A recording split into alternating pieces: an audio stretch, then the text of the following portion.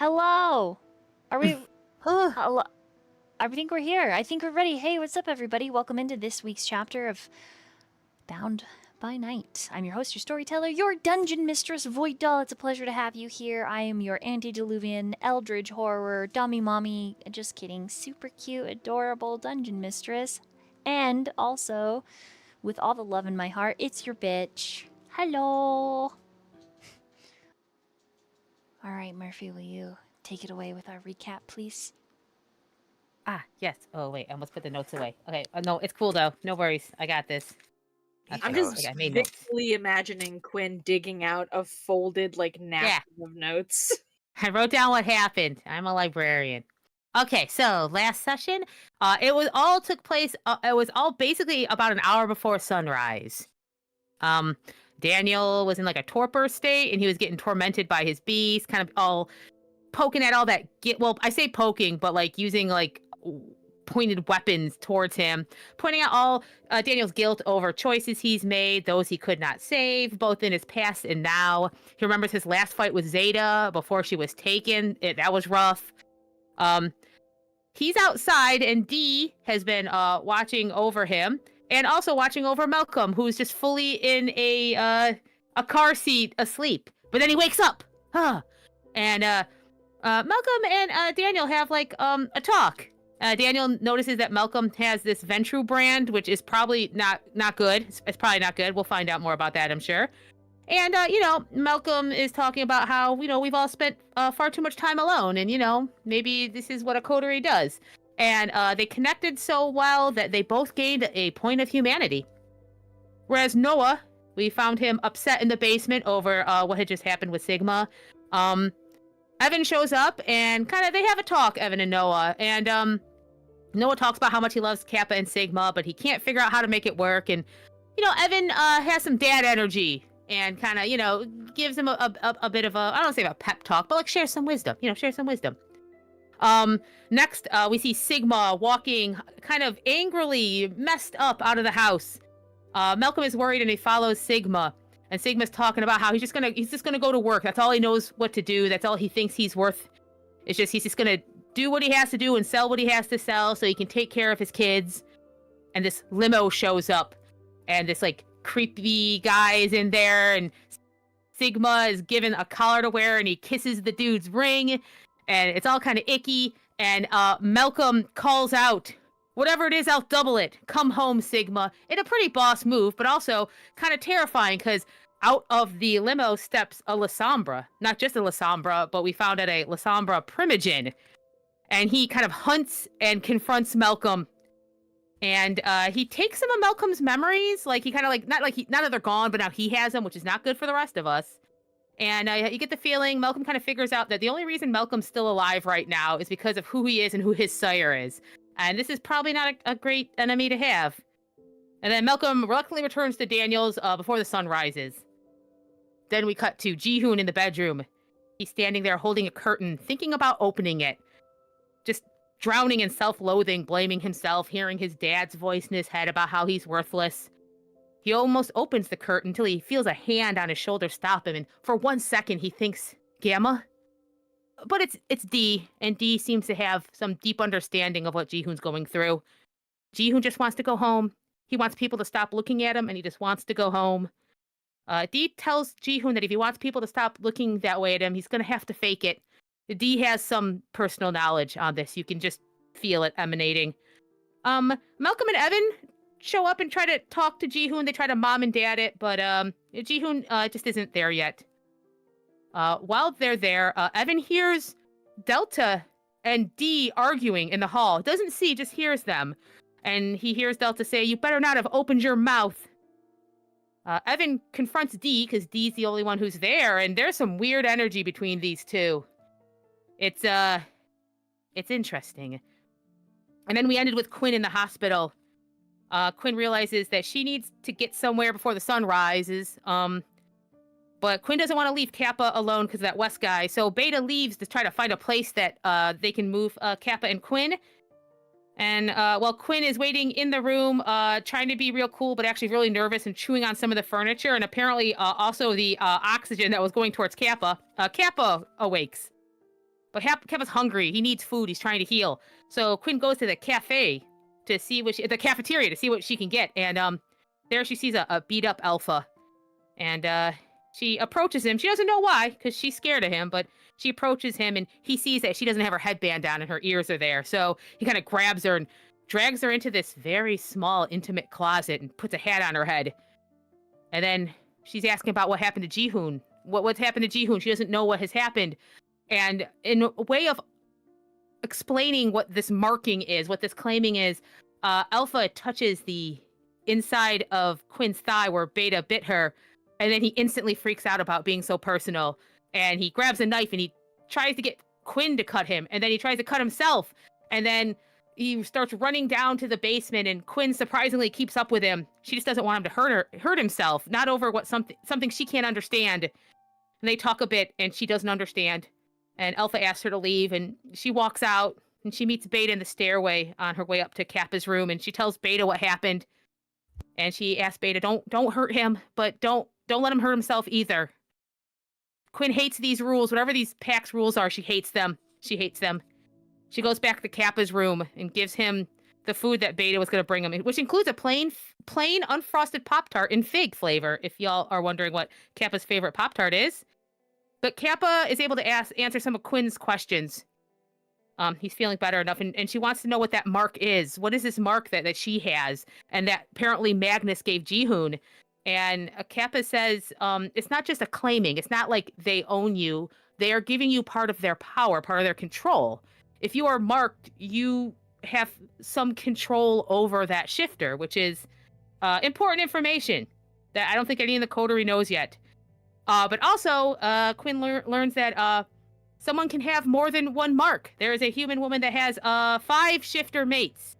And this is good news that she will keep in her brain. And all Quinn wants to do is change the pack rules because they're hurting everybody. And that's where we ended.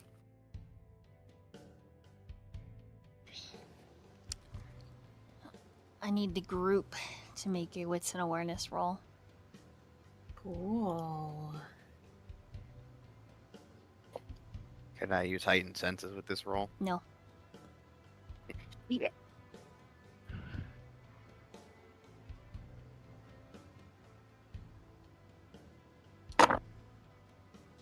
Those went everywhere. 1, 2, 3, 4. Okay. That's 5 for Malcolm. Quinn.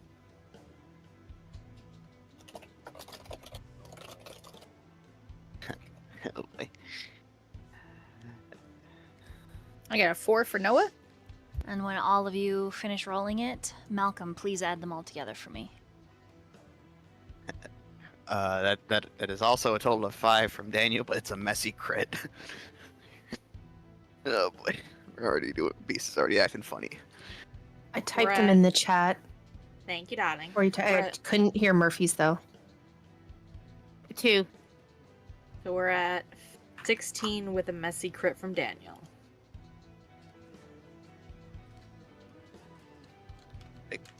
Oh, also, Dolly, I sent you a quick message just regards to Ji-hoon's sheet.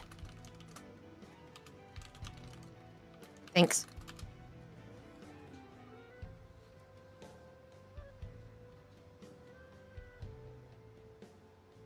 So total, what'd you get? I'm sorry.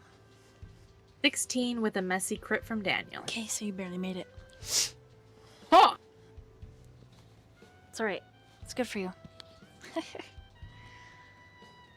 The chat says 20. Alright, gosh. Oh, I'm sorry. I mathed wrong. Yeah, you're right. It's 20? Yeah, Yep. Oh, no. 20. Yeah, you did great. You, 4 and not... I left out Ji-hoon's rule. Damn. Oh my god! Oh my god! Yeah. You son of a butthole! Yeah, 20 with a Man, messy crit. My damn, bad. Malcolm really does hate Ji-hoon. Shit!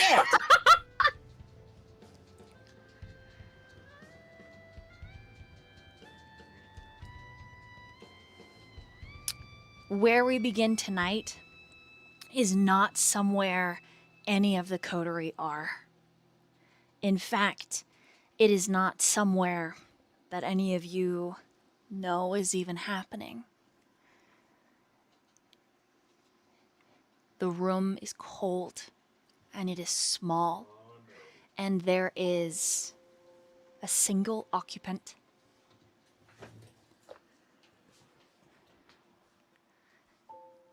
This occupant lays on their side, slipping in and out of consciousness. Their stomach is a hollow pit of hunger, demanding to be fed. But there is nothing in the small room. There is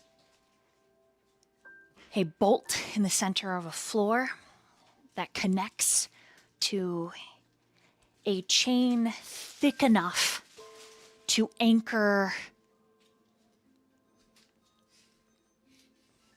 a massive ship. The kind that weather storms that make monsoon season and typhoons look like a whisper of a cry. And this chain is connected around this occupant's ankle, which has since gone numb. Deep grooves mar the walls in a chaotic, unrelenting pattern. And the smell is stale and coppery. The occupant isn't even sure if their eyes work as they flutter open for maybe the 1000th time.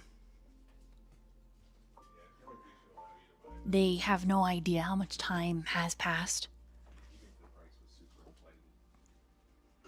The only indication of any change outside this box is this accompanying emptiness along with the hunger.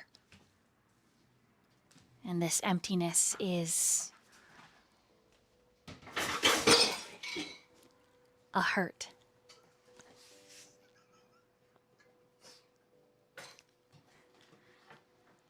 A loneliness. An ache.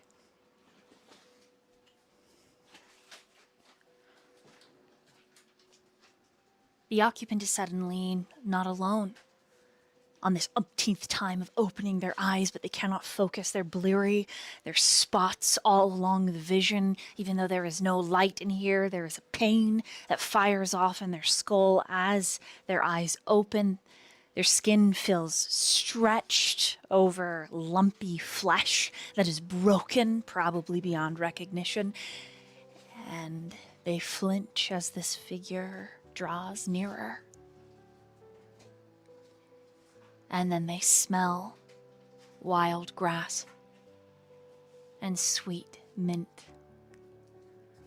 And there is only one person in their entire life who smells like the valley, who smells like wild flowers blooming in the late spring, who is that kiss of summer and that hug of spring.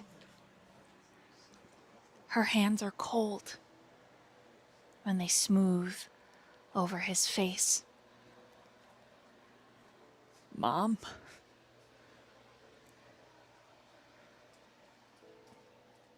The word is strangled. It is difficult to speak. Rapid capabilities of healing means when there is no source of nutrients, the body turns on itself. And rapid decay is just as equal.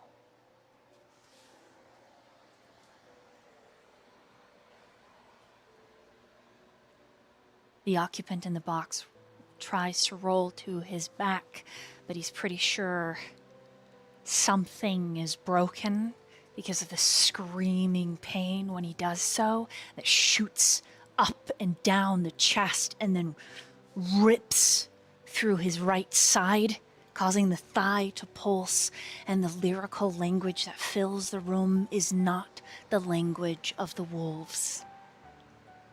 It is his home. And she tells him to get up. I'm tired, Mom. It's not over. I need you to get up. I can't. I can't get up.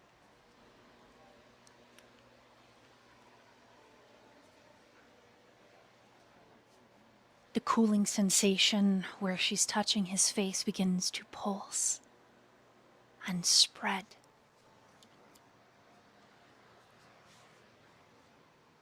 And his eyes flicker closed. The weight of fatigue pulling the lids shut. When he awakes, some time later, it's in a panic and a start that causes him to grunt in pain. The figure is still there. Her message is the same. Get up. I can't. Move.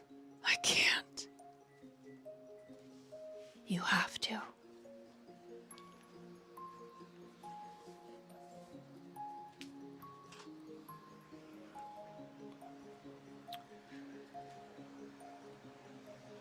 Over and over again, our occupant suffers the same hallucination.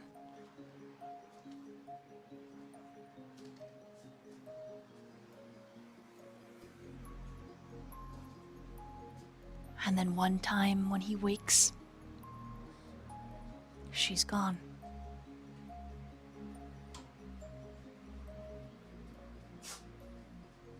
There is no scent of wild grass and mint. It's just cement and his own blood.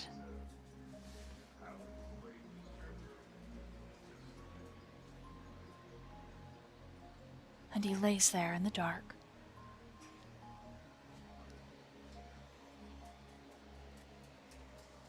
One could say his life flashes before his eyes, but in reality it is choices.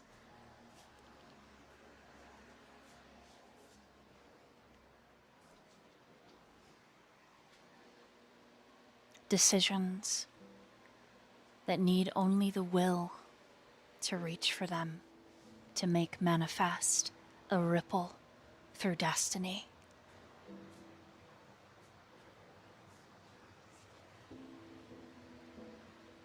And he sits up. And his body screams. He rolls onto his hands and knees. His body begins to convulse.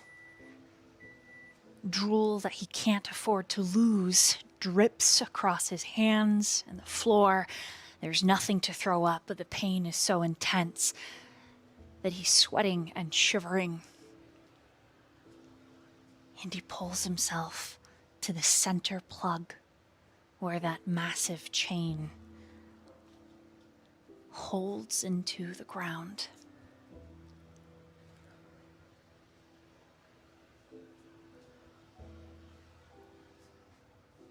And he begins to pull.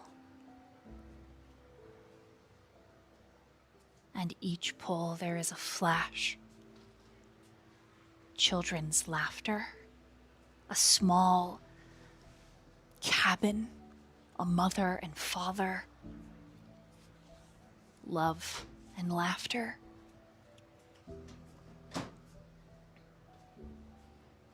And he remembers himself.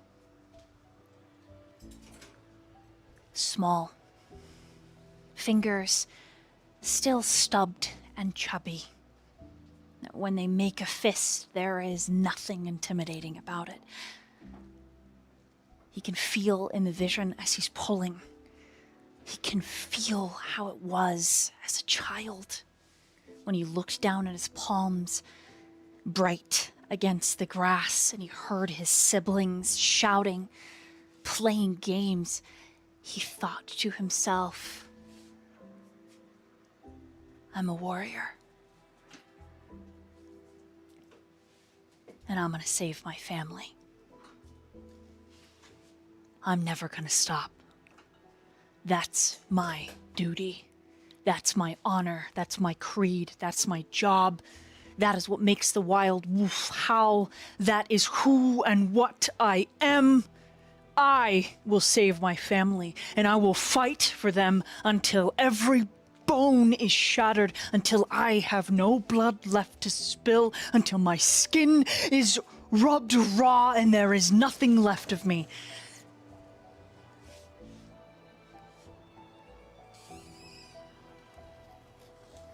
And with one great heave, he feels the cement, the stone groan, giving way before the metal plug of that stabilizer does.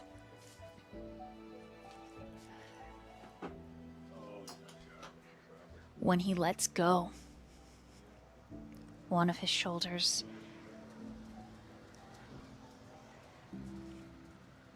is so severely broken that he isn't sure he's going to be able to correctly move it. Kind of like how his jaw was still recovering.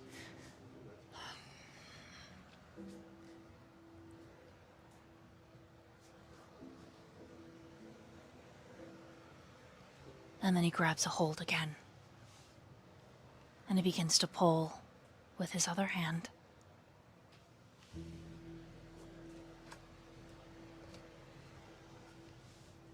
And something in the room, in the shadows, moves. And he lets it. He knows that it's here for him. They always come when they sense that he's close to the end. But he isn't afraid. Even if he dies, he'll just have to find a way back to his body before the spirits actually devour the flesh, or some bane takes a hold of it. All around him he hears the howls. And he didn't notice before. That overwhelming emptiness in his heart of something that he lost, something he had no control to lose, something that should never have been taken from him was so overwhelming that he didn't realize that there was something else. A big, bright disk in the sky, and laughter and joy and a run. The spirit is small, no larger than a moth as it alights on his hand.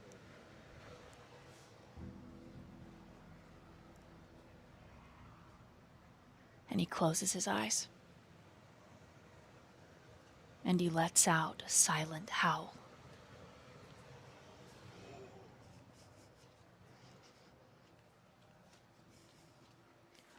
Quinn. I need you to roll your own composure and resolve as we shift scenes back to our coterie.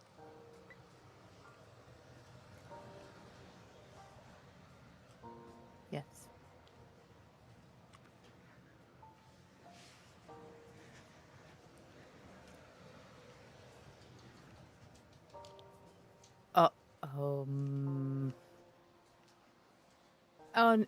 Okay. I don't have any rerolls, right?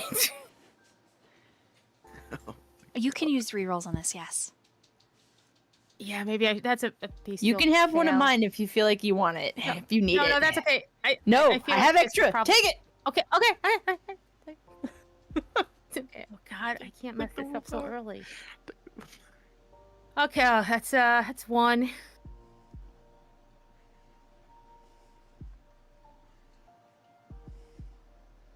Just one?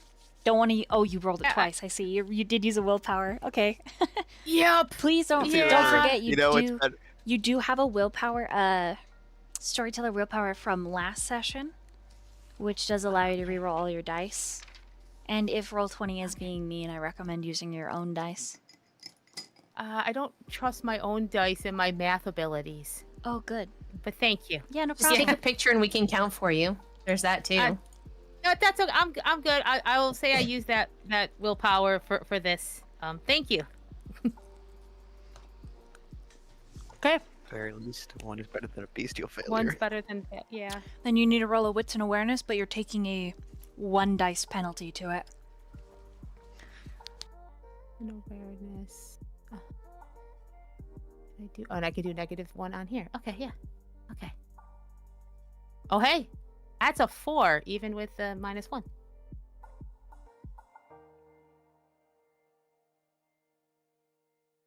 Oh, 4 with a minus. It was wits and awareness, you said? Yes. So you got a 4 even with Yeah, a minus and 1. I said. Wow, good job. Yep. Wow, that's incredible. It gives and it takes.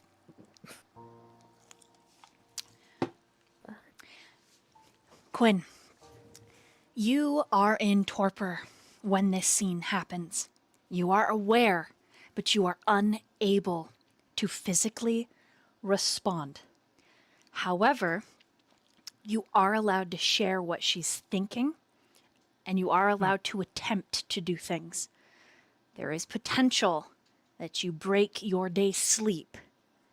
There are times in a kindred's life when the need to act is so great that they push beyond their natural limits.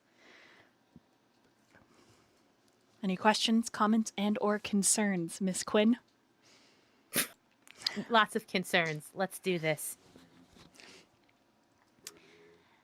In your torpor, you sense that you are near two very precious people, Kappa and Beta.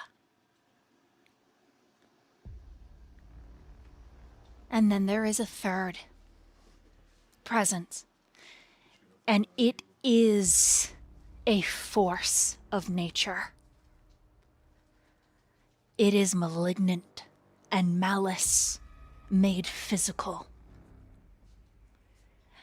You find your senses coming alive as you hear Magnus's voice.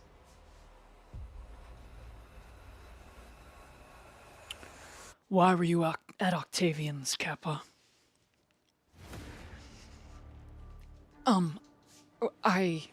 Your socks were found. You hear a plastic bag rattle, and you imagine that there is an evidence bag tossed on the floor. When Beta shifts to stand, there's a tension that ripples through the room. Not a word out of you.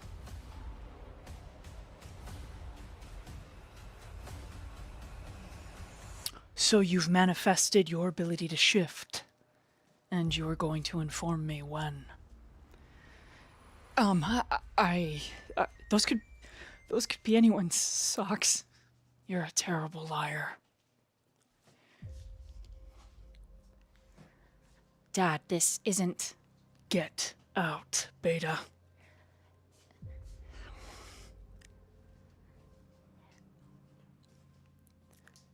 You hear Beta shift close to him, and her whisper, "If you fly off the handles and you hurt him, Dad,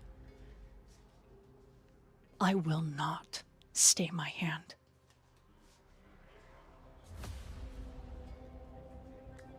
And there's a moment between the two. Quinn, I need you to roll an insight and intelligence to understand the silent threat and communication. Intelligence. Is this, would motive help? It would. It'll give you a +2 circumstance bonus. Ah. Excellent. There. I have that right there. Okay.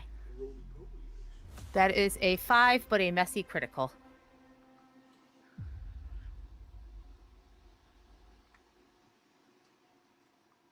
Jesse said she didn't.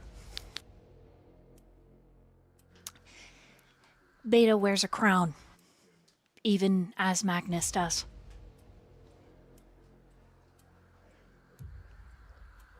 There is some societal hinge here that sets these two wolves near equal. But it's more than that.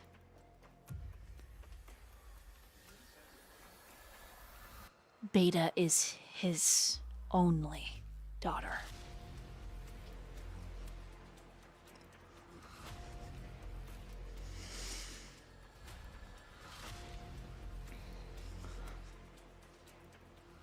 You hear more shifting. It sounds like Beta grabs a hold of whatever jacket Magnus might be holding, and she just says, "Please."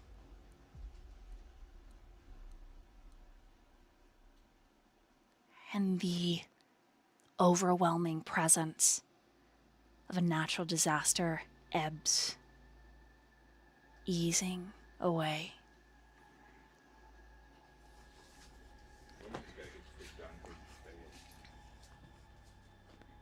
You feel the weight of Magnus sit,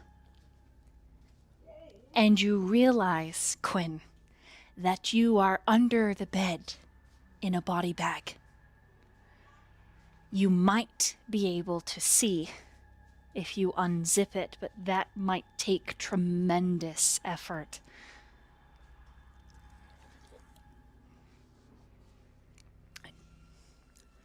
You have an opportunity to do so if you would like to try.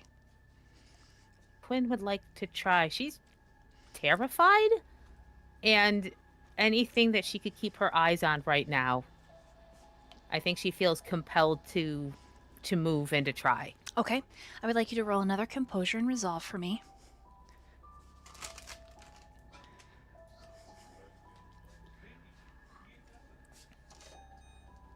Oh my god. Your beast is trying to play games, Quinn. Jesus Yeah. Christ. I don't think I can get out of this one. That's another bestial fail. You can use my inspiration.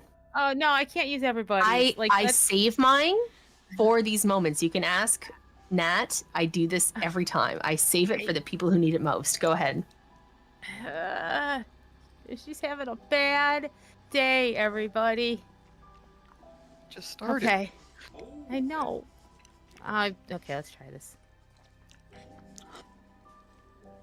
Okay. That's 3. Hello? That's 3. Okay, 3. I couldn't tell if I was muted or not. Okay. It feels like you're moving through molasses or quicksand, some thick, viscous liquid. It is so hard. It feels like that one time when you got dental work back when you were alive and you were trying to like scratch your face only to slap yourself. Just and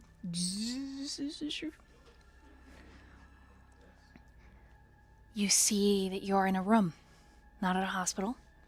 It does look like there's still medical equipment in this room. There's a very plush carpet that's done in deep, like a myriad of deep colors. It almost reminds you of a jewel-toned Regency kind of a carpet. The room smells aggressively like Beta. And there's a part of you that's like, oh, maybe I'm in her room. Maybe I'm under her bed. Oh. And Magnus, one ankle, one back of his boot is on either side of your face. And across the room, seated in a little wicker chair with a blanket across his lap, hooked up to an IV and an oxygen machine, is Kappa looking stricken. Whatever book he was reading, he sets a bookmark in. His movements are very delicate. They're very graceful. Delicate's the wrong way, but they're very graceful. Even in his panic, he still sets the book down nicely.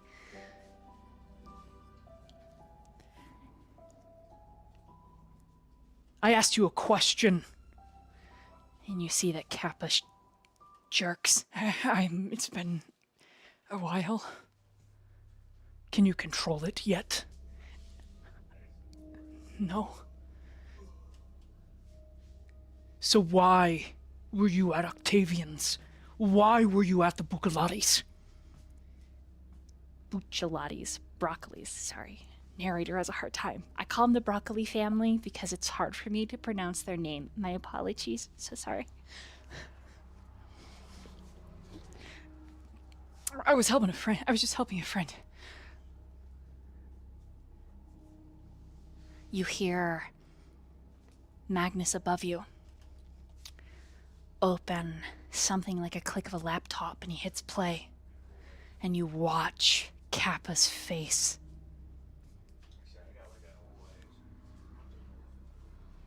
And then the laptop closes. Was this you?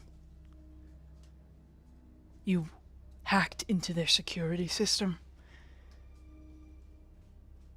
You stole from them? Aggravated assault with a deadly weapon? Kappa looks down at the ground. Answer me. Kappa mutters under his breath. If you would like to hear what he mutters, you can roll another wits and awareness. If you have heightened senses, since you have managed to get the body bag unzipped, you can use heightened senses. Do not have heightened senses. What was the roll? What's an awareness? Wits and awareness. Okay, I'm just gonna use the roller I have on here, because roll 20 is trying to get me killed, and I'll just figure this out on my own. I don't need you, roll 20. That is... Oh, that's 5 successes. Kappa whispers, barely a breath, under.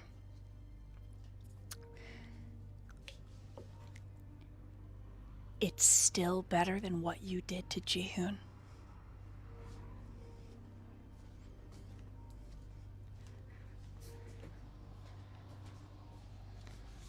Magnus has the decency to flinch.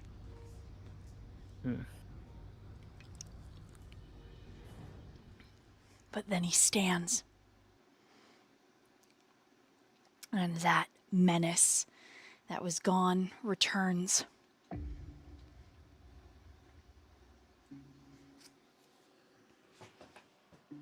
You've always been brave with your words.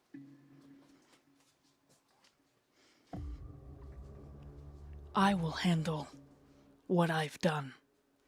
You must handle what you have done. I'll be sending you to the academy. What? No, you can't do that. I just did. You're terminated as of this morning. You'll be packing your things and you'll be leaving. You can't. What about my treatments? I'll be sending your personal doctors with you. You're lucky that Octavian did not require a greater favor for what you fucked up.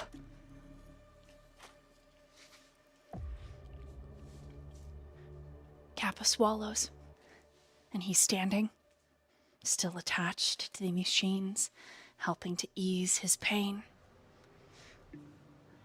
And Magnus moves forward. He towers over Kappa.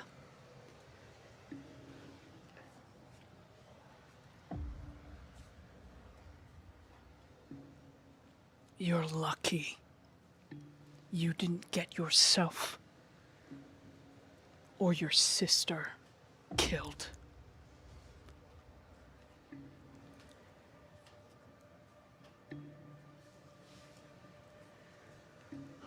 I'll do anything. I don't want to go to the academy, please. It's the best place for you. You'll learn control.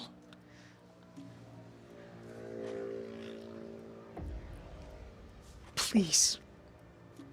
I don't want to go.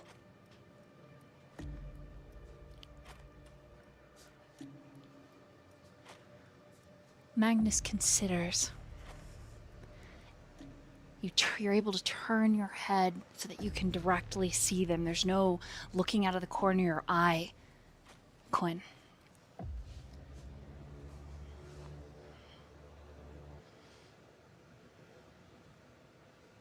Pack your bags. You leave tomorrow.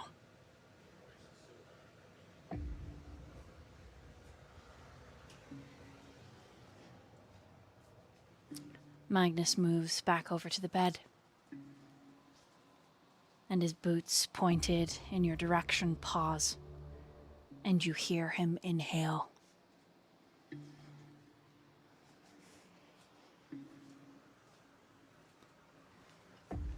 What do you do, Quinn?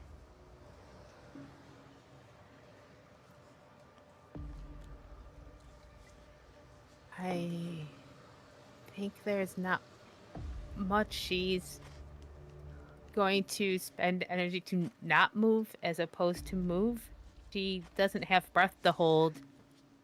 I think she's just concentrates on being still. Roll a dexterity and stealth.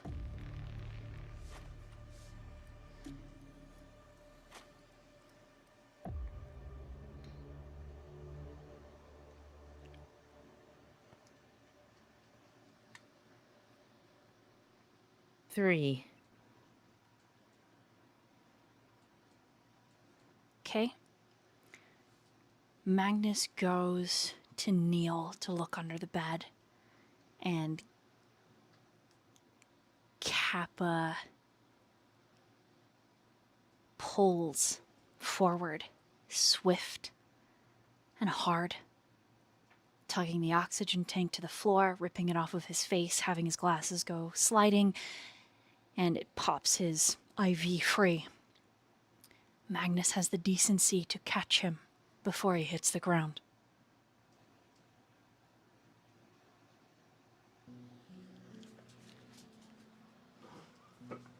There's a silence between the two. Then Magnus straightens 𝒷𝒹, turns off the IV with smooth, calculated movements. And you see him reach for something on the couch, which you see is a first aid kit. And he wraps where the IV was in 𝒷𝒹's hand and wrist. You're already familiar with some of your classmates, so the transition shouldn't be too difficult for you. And you hear 𝒷𝒹, Wes? and Magnus nods. The fear you see in 𝒷𝒹's face, the stricken, lost pain is quickly masked as he looks down, and he swallows.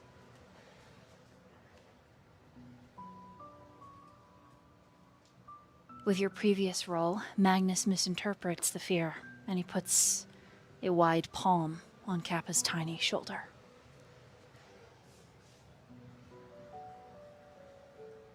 Don't worry.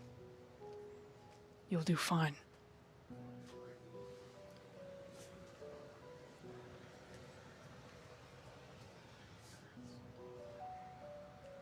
And then Magnus collects his laptop.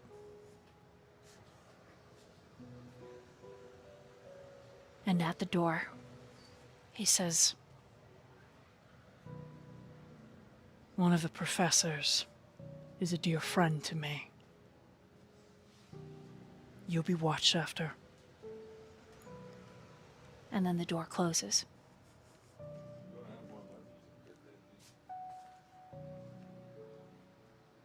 𝒷𝒹 hasn't moved a muscle.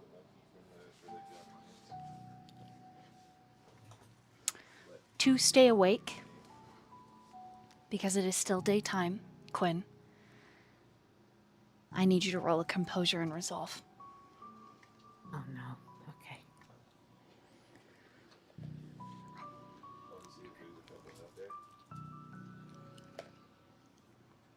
That's 2.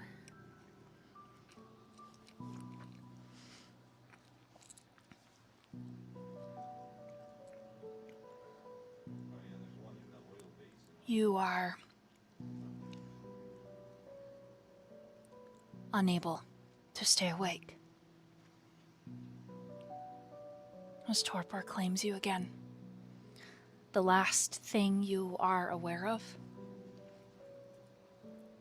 is 𝓌𝒹𝓃𝒹 dropping down to his ass and hugging his knees close to his chest.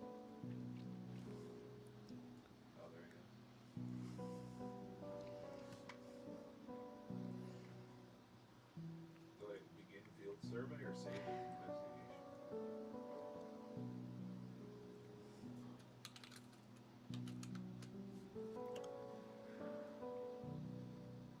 And from there,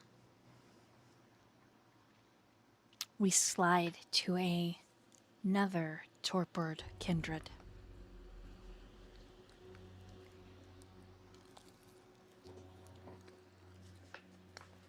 𝓷𝒃, Yes. I need you to roll a composure and resolve.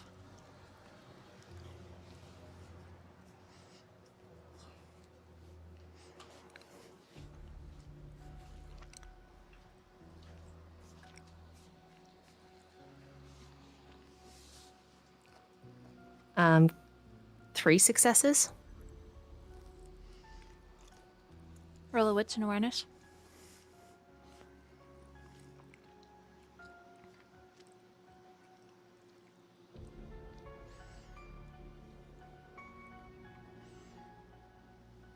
Four successes.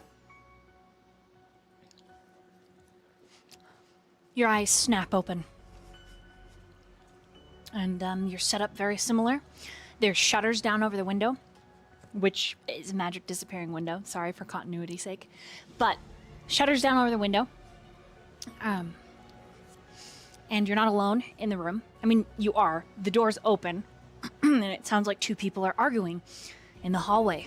And the hallway is a little bit bright, but it's, for a kindred, it's bright, right? It's like you're walking down the night, like in the middle of the night on the Vegas Strip, right? But you know instinctively, 𝓷𝒃, that it's daylight outside, that you should not be awake.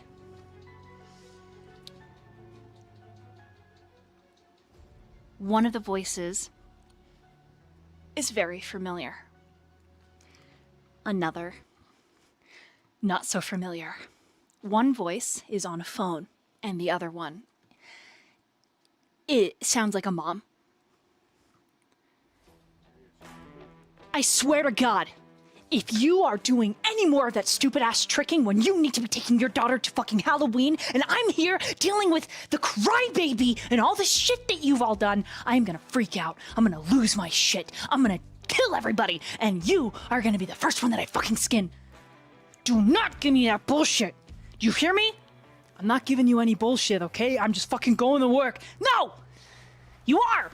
You're lying. You're a liar. You're a prostitute. You're a bitch. You're annoying. You're stupid. You're dumb. Oh, that's not really helping. Should I just fucking hang up on you? No, because if you hang up on me, I'm gonna keep calling. And you know what? I'm gonna call your boyfriend too. And your employer, I'm gonna call him too. What do you want me to do? Break into his fucking manor in the middle of the day? How do you think that'll go? Delta, I need you to fucking calm down. No, I have no chill. There is no fucking chill right now. 1, I have a penis and I hate it. 2, I don't have any tits and I worked really hard for those bees. Sometimes I even stuff up so they're a C. You fucking dickwad. I am tired. I would like to go home. I want to do my skincare routine, and I haven't been able to watch any of my Love Island in, well, let's just say I haven't had time to binge it, okay? You need to fucking calm down. You're about to freak out. No, you need to do your job as a dad so that it helps everybody else, and we can get out of this bullshit, because I am done. I am done with this bullshit. Delta. No. Do you hear the hysteria in my voice? Don't think that I won't do it. I am 2 seconds away. 2 seconds away from breaking into the 𝒔𝒻𝒻's manor and burning everything. I will burn everything to the ground, Sigma. Okay, what do you need? I'm glad you're starting to listen. And if you would like to look, 𝓷𝒃, You can turn your head, but it feels like looking through molasses. And your eyes burn. But if you do, you would see Delta silhouetted. It's the man D, but out of his mouth is Delta's voice. And D, he's wearing a crop top mini skirt that Delta would wear with a little frilly jacket, but it's too small to go over his big shoulder, so it's like awkwardly on. Yeah, looks like he might be wearing makeup as well.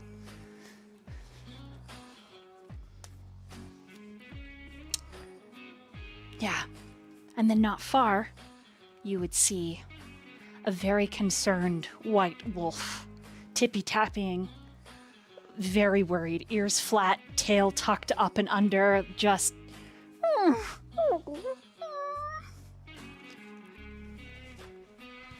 What would you like to do? He's definitely turned his head to look. And he kind of welcomes the pain of, well, the burning in his eyes. And he wants to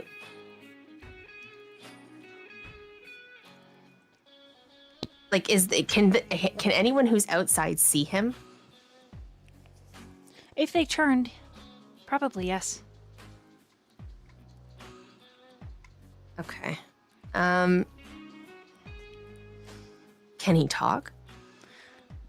You can certainly try. He's gonna try just to... Hello? It sounds like you're a corpse. And it's like a husky whisper. Another composure and resolve.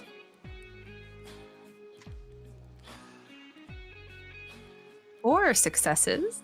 4? Okay, you're able to talk, but Delta does kind of like talk over you, and she's like, number one, we're gonna take your little girl to go trick or fucking treating, okay? Because we don't make promises to 7-year-olds and then we fucking ruin them. And number 2, you're gonna help me not be no tits McGee, okay? I'm sick of it. So you're gonna do what I want you to and come back from your little drug dealer's house or whatever you're doing, and you're gonna give me a ride.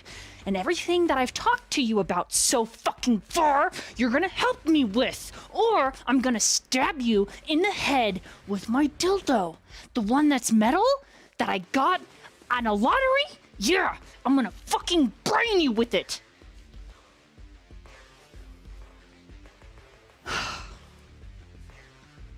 Look, I don't know if I can leave. You better leave, Sigma. And if you don't, I'm going to show up and I am going to burn everything. Because guess what? I'll fucking get away with it. And then Dee's body straightens, tucks some hair behind the ear, and is like, what? Looking at Z. Don't give me that wine. I always get what I want. Sometimes you have to be rude. Sometimes you have to be the bad bitch, okay? Sometimes you have to gatekeep girl boss to get what you want, okay? And then she turns around to look at you. And then she drops the phone and runs. Come back. Delta? Delta, why are you screaming? Delta! Delta! And Zeta shifts. Why are you awake? It's so loud. And she, like, picks up the phone, and you hear Sigma. Delta! Delta, what the?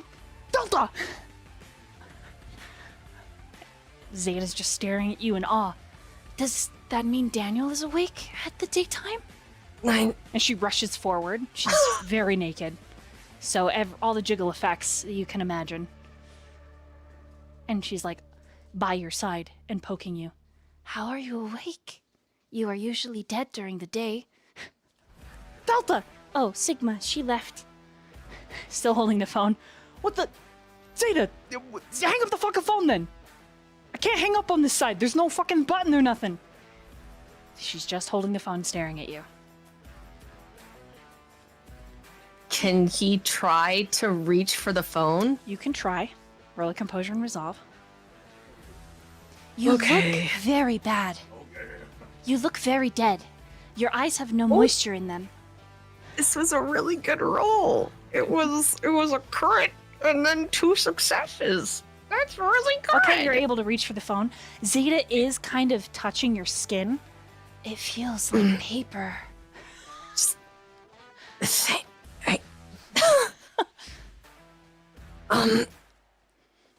Sig. Hello? What the How are you up right now? I don't know. It's so loud. Delta was loud enough to wake you up? Are you coming back?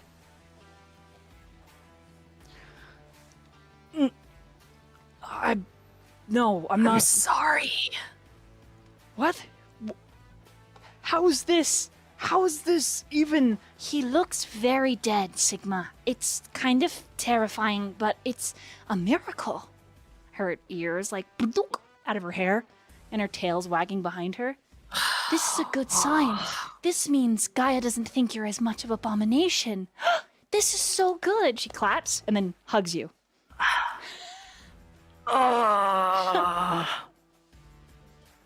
And when she lets you go, she kind of runs around in circles as a human. It was so loud.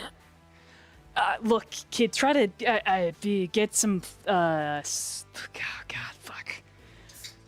Try to fucking get some sleep. I don't know. Look, I'm not coming back. I can't. I'm working now, and I'm kind of contracted in, and I. How are you even awake right now? It's like 1 in the afternoon. Is it? Yeah. I don't know.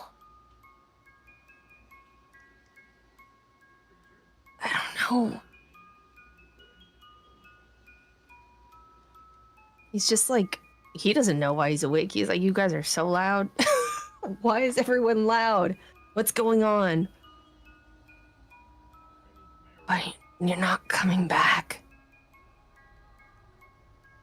No, I gotta work. And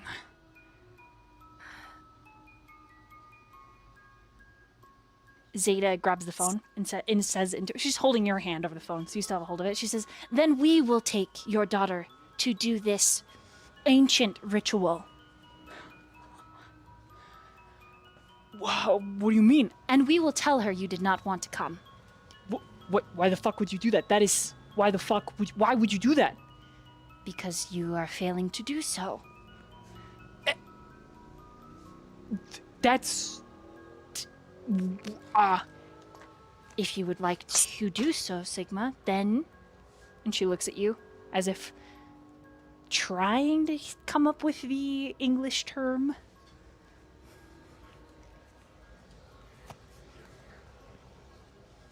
Sorry, what?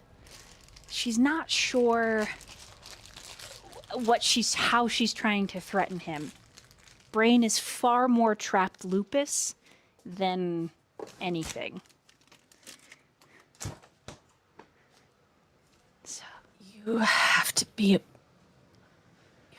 better than my father was.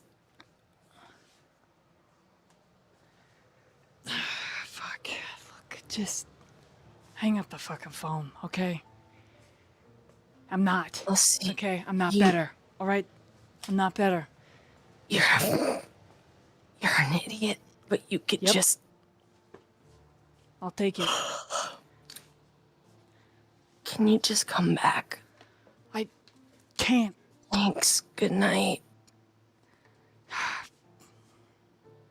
Do you hang up the phone? Gives the phone to Zeta. Yeah. Oh, she just holds it. She's...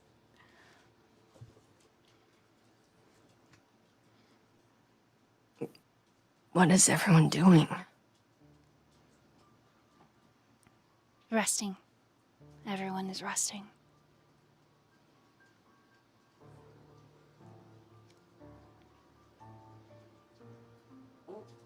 Is that the sun out there? Yes.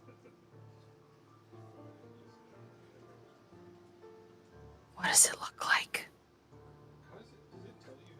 Fire in the sky.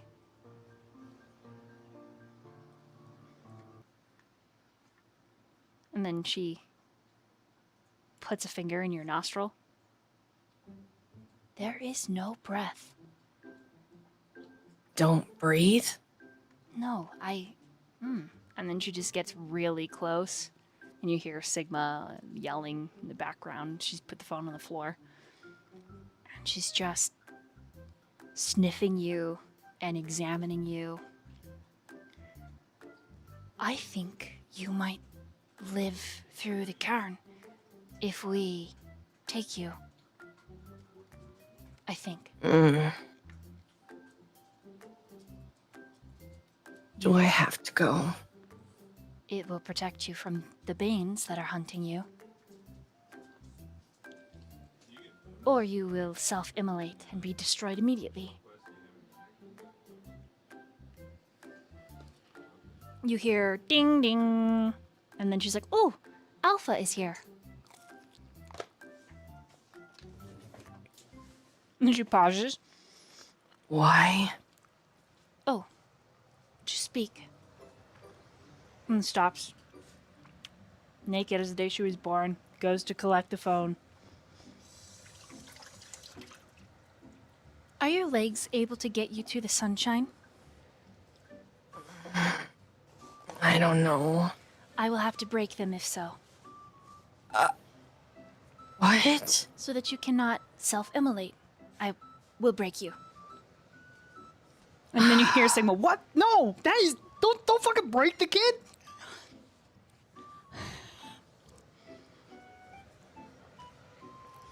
Jihoon just like, he barely reacts. Do you promise to wait? Until when? I come back for you.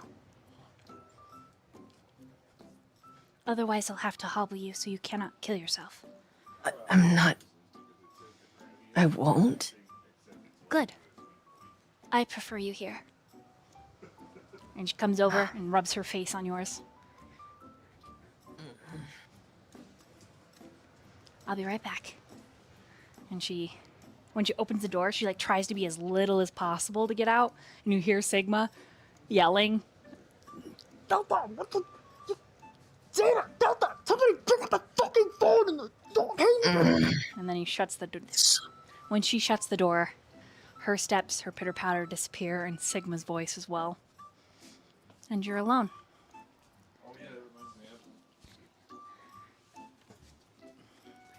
So, just a little bit of what's happening behind Jihoon's mind right now is that he's awake, but he thinks that he's not awake. You know when you're like awake, but it kind of feels like it's like you're awake in a dream?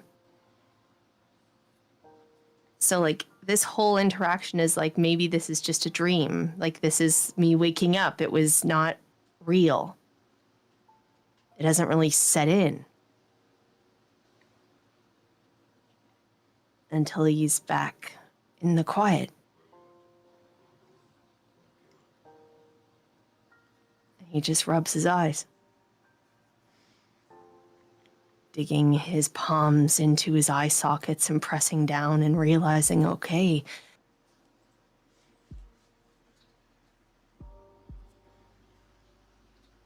all of that still happened.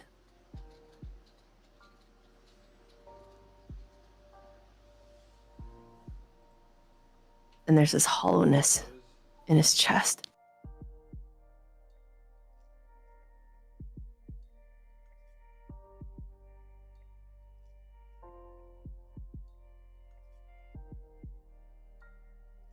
He's just lying there on his back.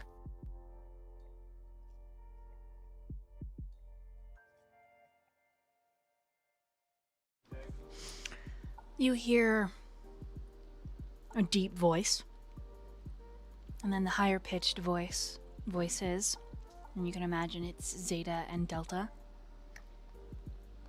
They're having a conversation. It's hard to make out exactly what they're saying. It sounds like they're only in the living room.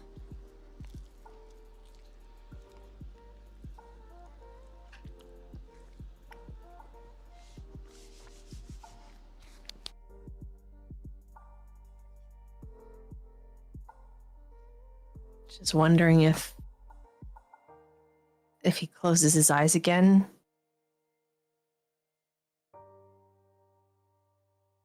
or he's praying that when he closes his eyes again, he won't have to wake up.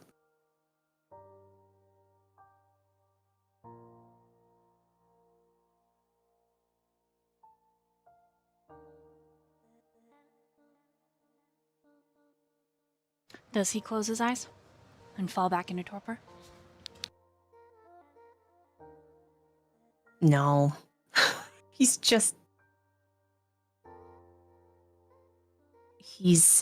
staring at the ceiling.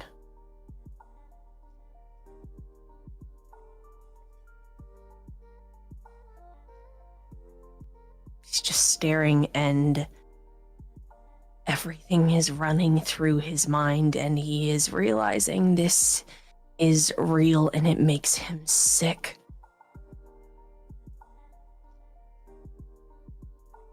There's nothing for him to throw up, but he feels that urge to just vomit. Swallowing unnecessarily, his throat dry. And he gags.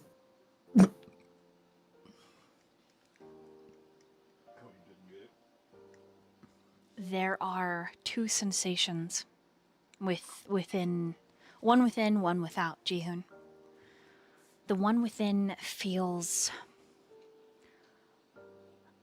like that string with Gamma, but it's different.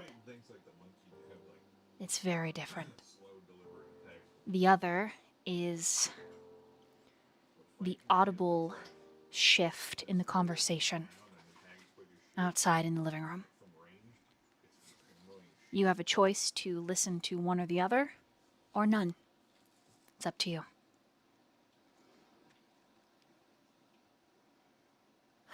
I think he would probably be listening to what's happening inside of himself rather than what's around him.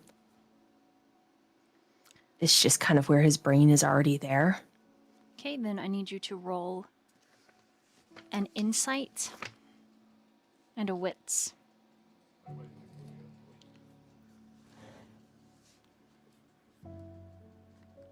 Insight, would it be motive? No. Or something else? Okay.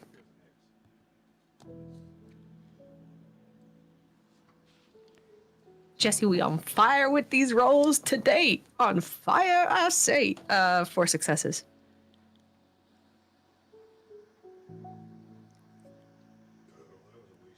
There is a connection within you to a great beast. And though it feels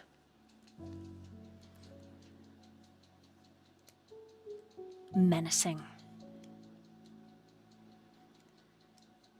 there is a pinprick of light.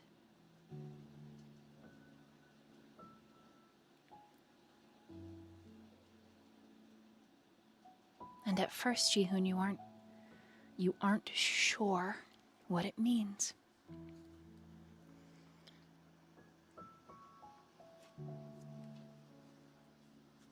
And so you focus on it.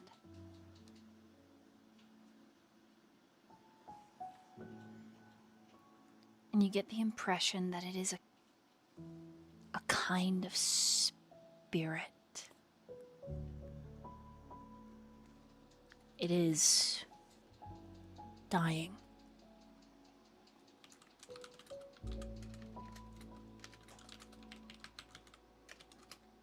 It is cracking and it is breaking.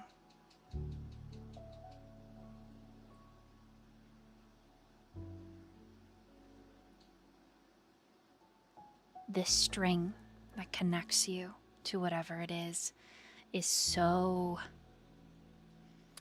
calcified.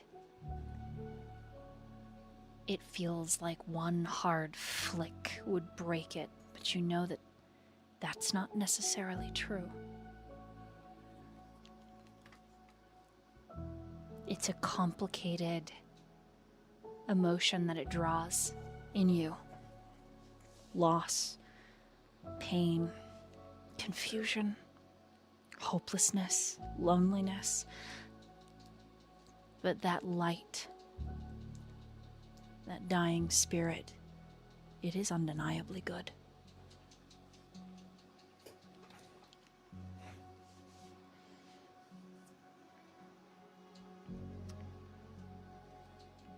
You get the impression, if you closed your eyes and you pulled on that string, it would take you somewhere unknown and unsafe, but closer to that spirit.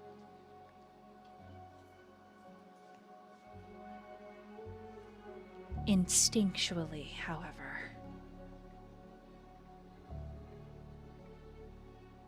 in making that choice, you're aware that whoever is on the other end of this string will know.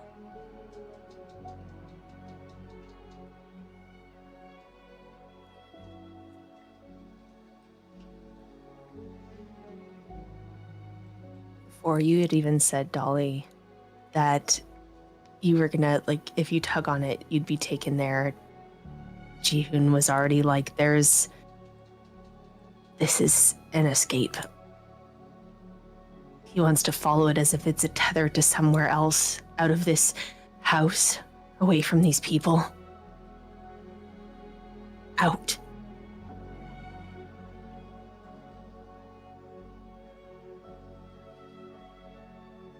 So he's using it as if he were climbing up a rock face, wrapping it around his waist and using it to pull himself forward away.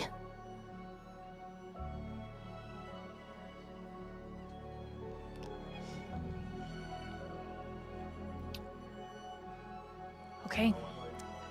I need you to roll a composure and resolve.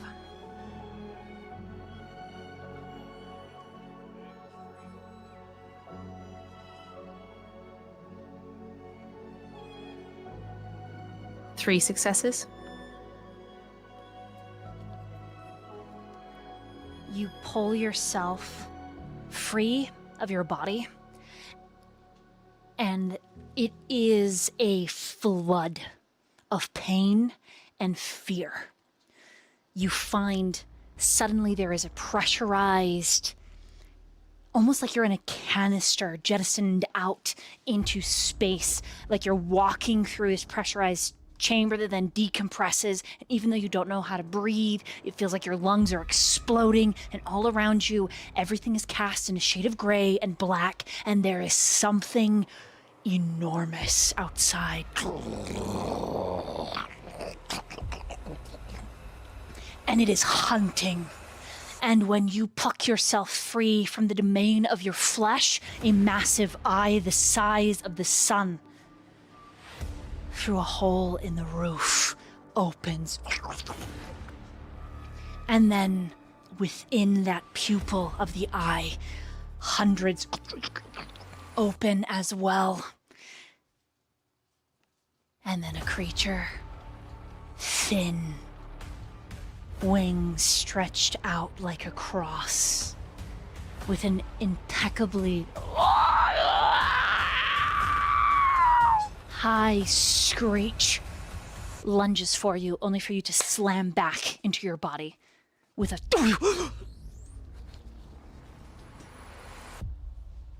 You take 1 point of aggravated willpower damage.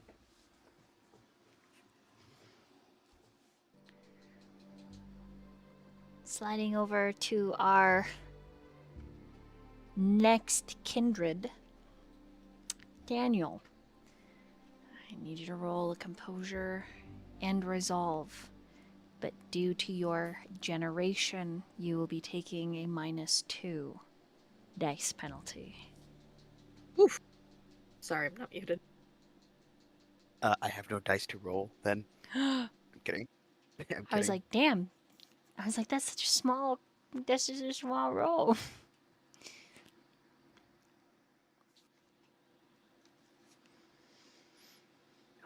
It's a total of 5. Even with a -2? I have a tier, remember? So I have a +1 to my pool. So 2 minus 1. So it still leaves me with a dice pool of exactly 5 Damn. because I have 3 composure and 3 resolve. Damn. And you succeeded on every roll? That's crazy. Lucky you. Okay, roll a wits and awareness. Would heightened senses help me in this roll? Not yet. You cannot Okay. activate it because this is your fresh awakening. That's a total of 6, but it's a messy crit.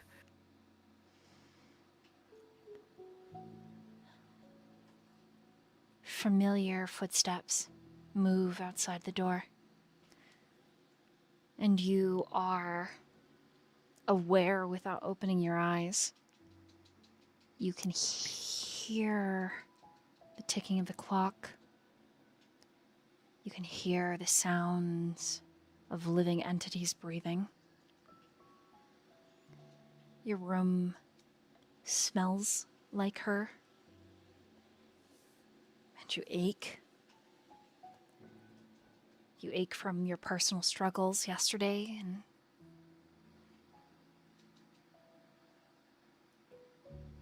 so much more. There's a physical aching that accompanies the emotional, and you want to reach up and rub the center of your chest, but you find that your body is locked in a state of being aware without being able to move, and then your eyes slowly open, like they're opening like sandpaper. And Daniel, you are old enough that you are instantly aware that you're awake during the day. And the immediate emotional response is you feel your eyes start to water. Or in this case, you feel the blood like surge to your eyes. You're awake during the day. And then you push the emotion aside because you hear Zeta's words and they're emotional. You can scent the emotions. When she gets sad or anxious, it smells like a really hard rain in the middle of monsoon season. It's just this damp, wet smell, and she's hurting and she's sad, and there's a part of you that's like, you need to get to her, but you're not quite able to move, but everything is awakening. And you hear her speaking to someone. I can't leave him. I won't leave him. The deeper voice responds, You don't actually want Magnus to show up here, do you? well, no, I don't want that. Then you have to go. And you have to speak with him. He saw you. And he's going to have a lot of questions. But he's not going to let me go. Alpha, if I go, he's not going to let me go. I'm not going to be able to come back. Not freely. I'll be reinstituted. I'm just a messenger, Zeta. I just didn't want you to be caught unaware. He's going to find out where this place is, unless it's put under ritual, which we don't even know if they'll survive. Daniel would survive. You can't know that. I know he would survive. He's strong. Strong enough, you think he's actually going to be able to pull it off? Yes, He is. The man doesn't have any fucking idea, Zeta. Don't bring this war to his doorstep. Don't bring it here. Oh, when he says war, DM, can I have? Is there any possibility that I could have Daniel try to rise? You can try. Trying to move. It is a -3 to 4 dice penalty. I need you to roll a composure and resolve.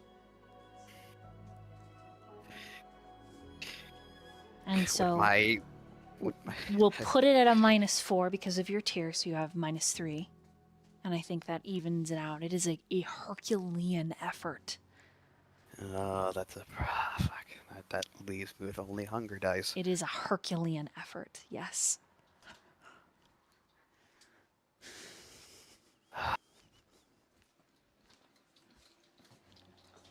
Is there any possibility that my high humanity would have any effect on this roll? Since Daniel's never been to humanity 8 before. Unfortunately, no.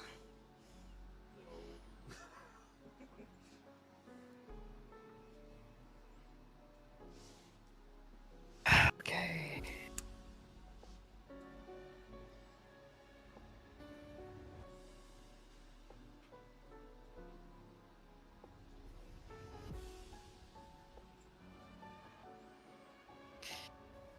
Okay, well. Gotta love the hunger dice. Gotta love hunger dice. That's a messy critical. Again.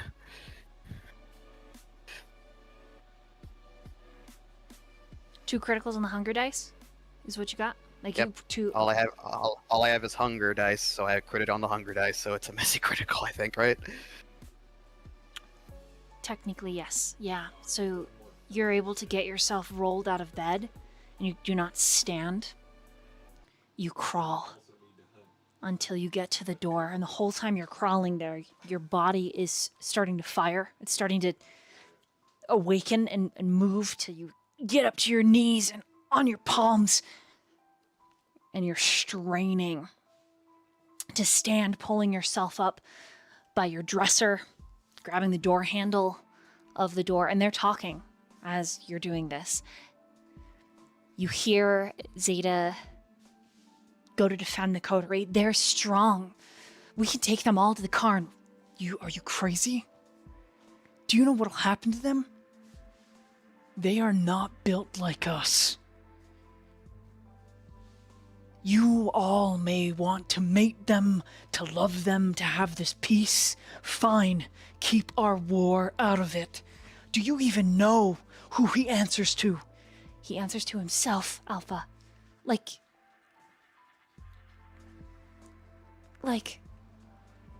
you can't even say. Just come meet Magnus. and you get to the door.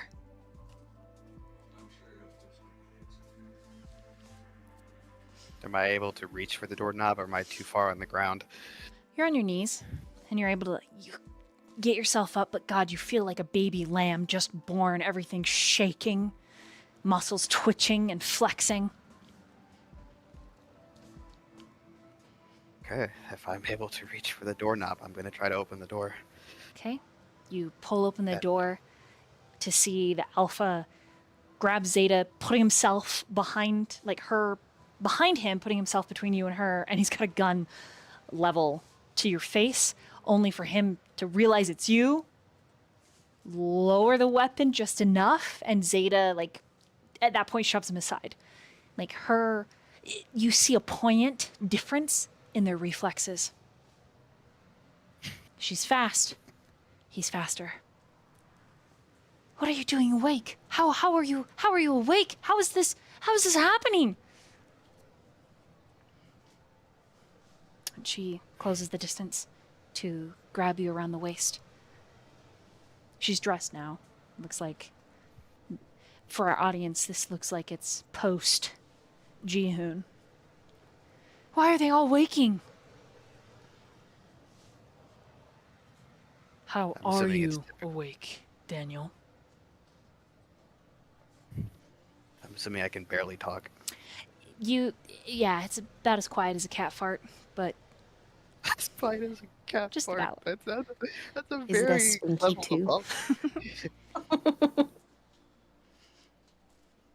Hey, shut your face over there, G. I swear to God. Otherwise, that million eye whatever the fuck's gonna come say hello again. Anyways. Ah, God. Back in character. When Alpha asks that question, he kind of looks to Zeta first, saying, I could feel her sadness.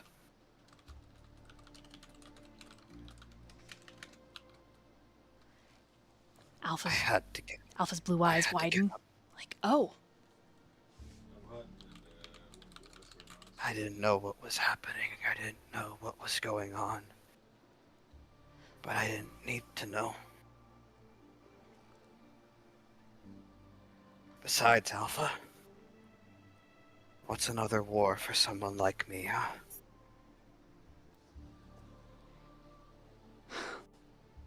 kind of gets this bit of a smirk, shaking his head. At some point, he's put the gun away, but you missed it.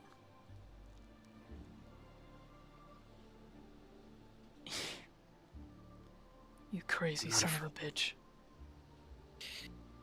Crazy was the only way I've lasted this long. I'm willing to take the risks that some people would shy away from. Even if it means I have a chance of living. Or a semblance of it. And he tries to put an arm around Zeta. And when he does so, he says, she is the one thing in this world that makes me feel even close to the man I was when I was alive.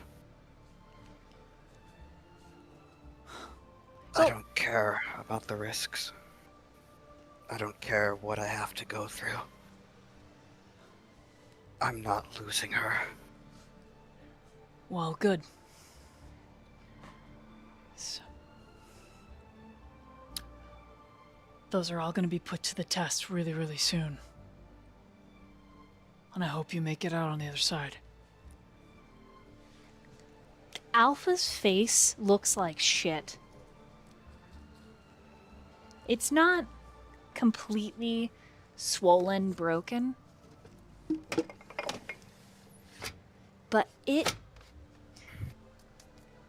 so bruised and like distorted that he's got like 50 pounds of weight in his usually like incredibly chiseled face and neck. Like, he is so swollen.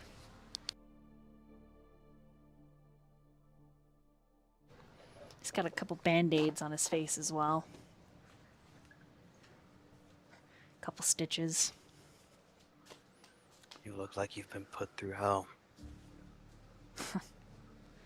You should see yourself. I'm a beauty queen in comparison. And Zeta, her ears flick back. That's rude. Alpha just holds his He's hand not- out, and Zeta looks at you. He only looks a little not. dead. Yeah, little dead's still pretty ugly. in Jihoon woke up comparison as well, and she like lifts most of your weight and starts taking you back to the bed. He woke up earlier. I don't know why this is happening. And then her ears flick, and she suddenly turns to look at the door where Alpha's closing it, and she says, You know why this is happening. And he just shuts the door. And she sets you down on the bed, but wants to go after him, but is afraid to leave you.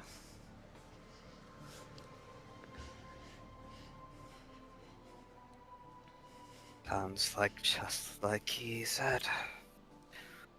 Something's coming. And we're all gonna be put to the test.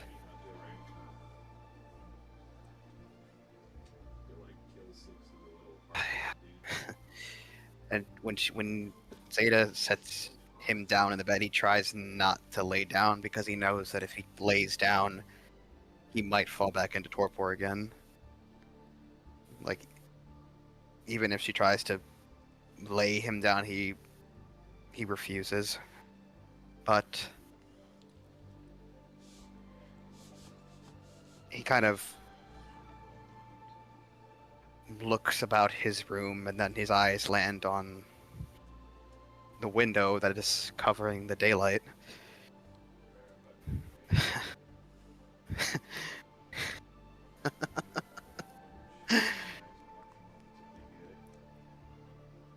Would you look at that? The sun is really out. It is. And you shouldn't be awake. It's so dangerous for you right now.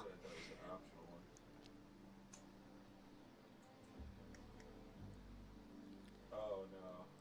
Daniel, I have to go talk to Magnus. I know. I'll be back.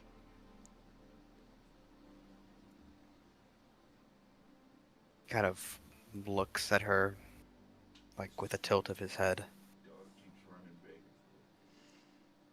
And if you aren't, Just go this way. I don't care. I'll come find you. She kisses you.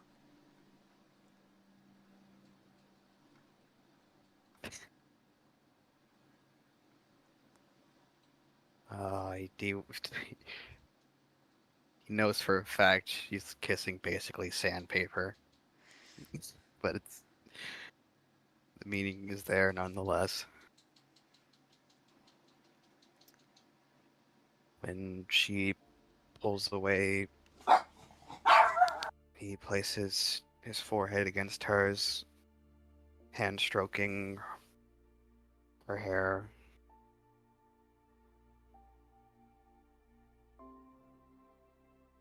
So many things I want to say. Never enough time.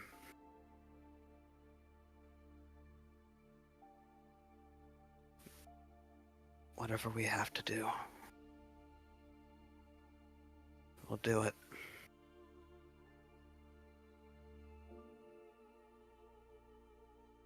Because there are some things in this world still worth dying for me.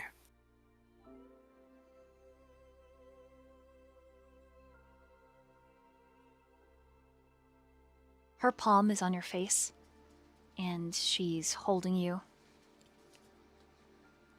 And then she,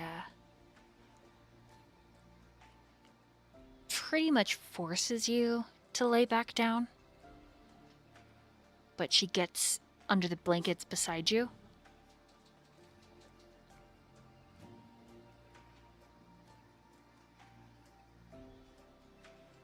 He'll hold her when she goes underneath the blankets.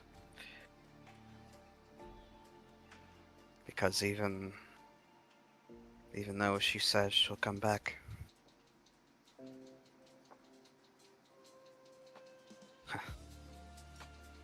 the fear is an ever-prevalent thing in the back of his mind. And for Kindred, those kinds of emotions are amplified. I just don't want you to have to fight my war for me.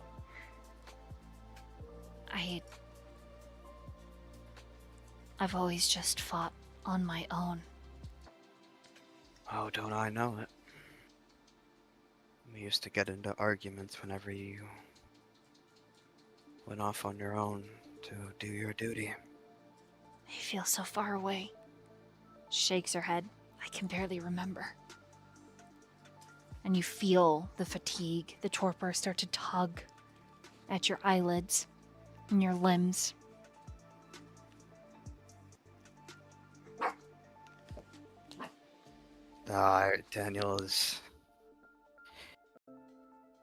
Daniel is a fighter, and he would fight for every single second that he can get.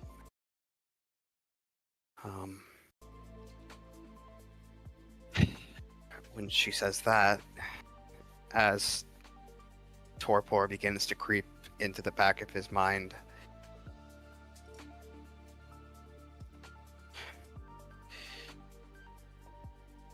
How do I want to word this? Oh man.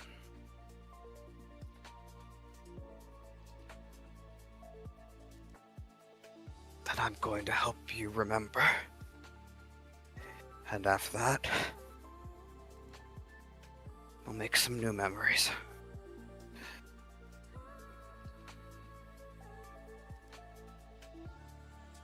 I'm not fighting for you, I'm fighting with you.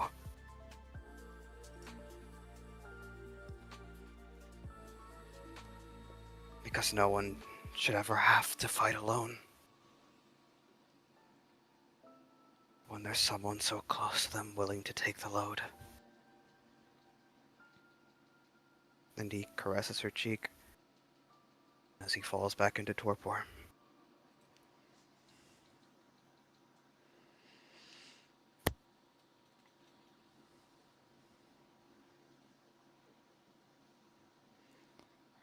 Noah. I need you to roll Yeah. a composure and resolve.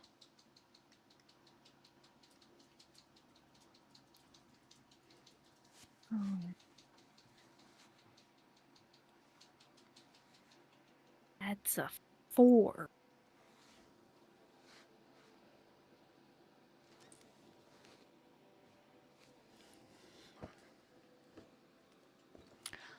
Remind me where Noah would have torpored.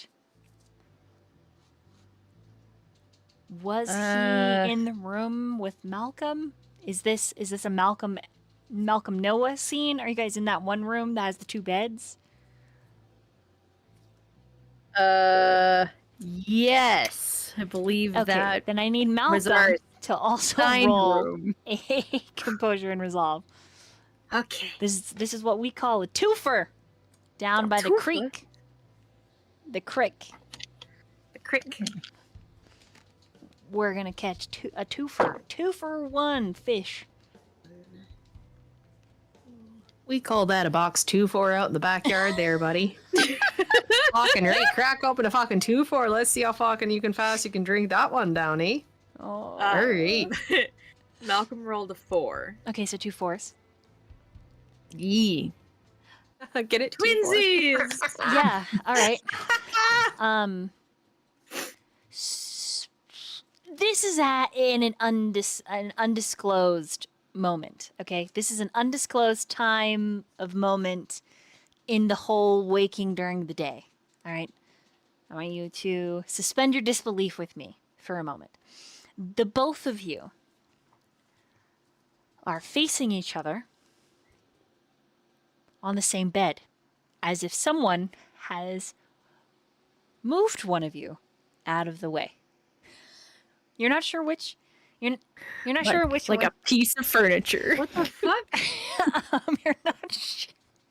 Tyrant, the what the fuck got me.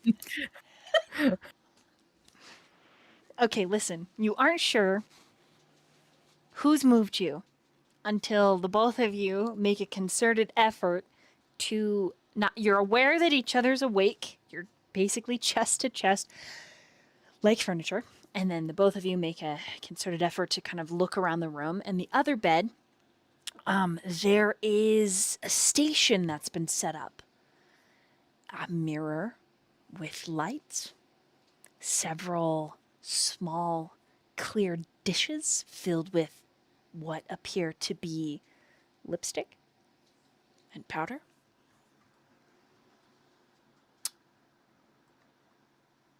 And then that redhead with the tattoos and the piercings comes in from the bathroom that's connected to this room and takes a seat.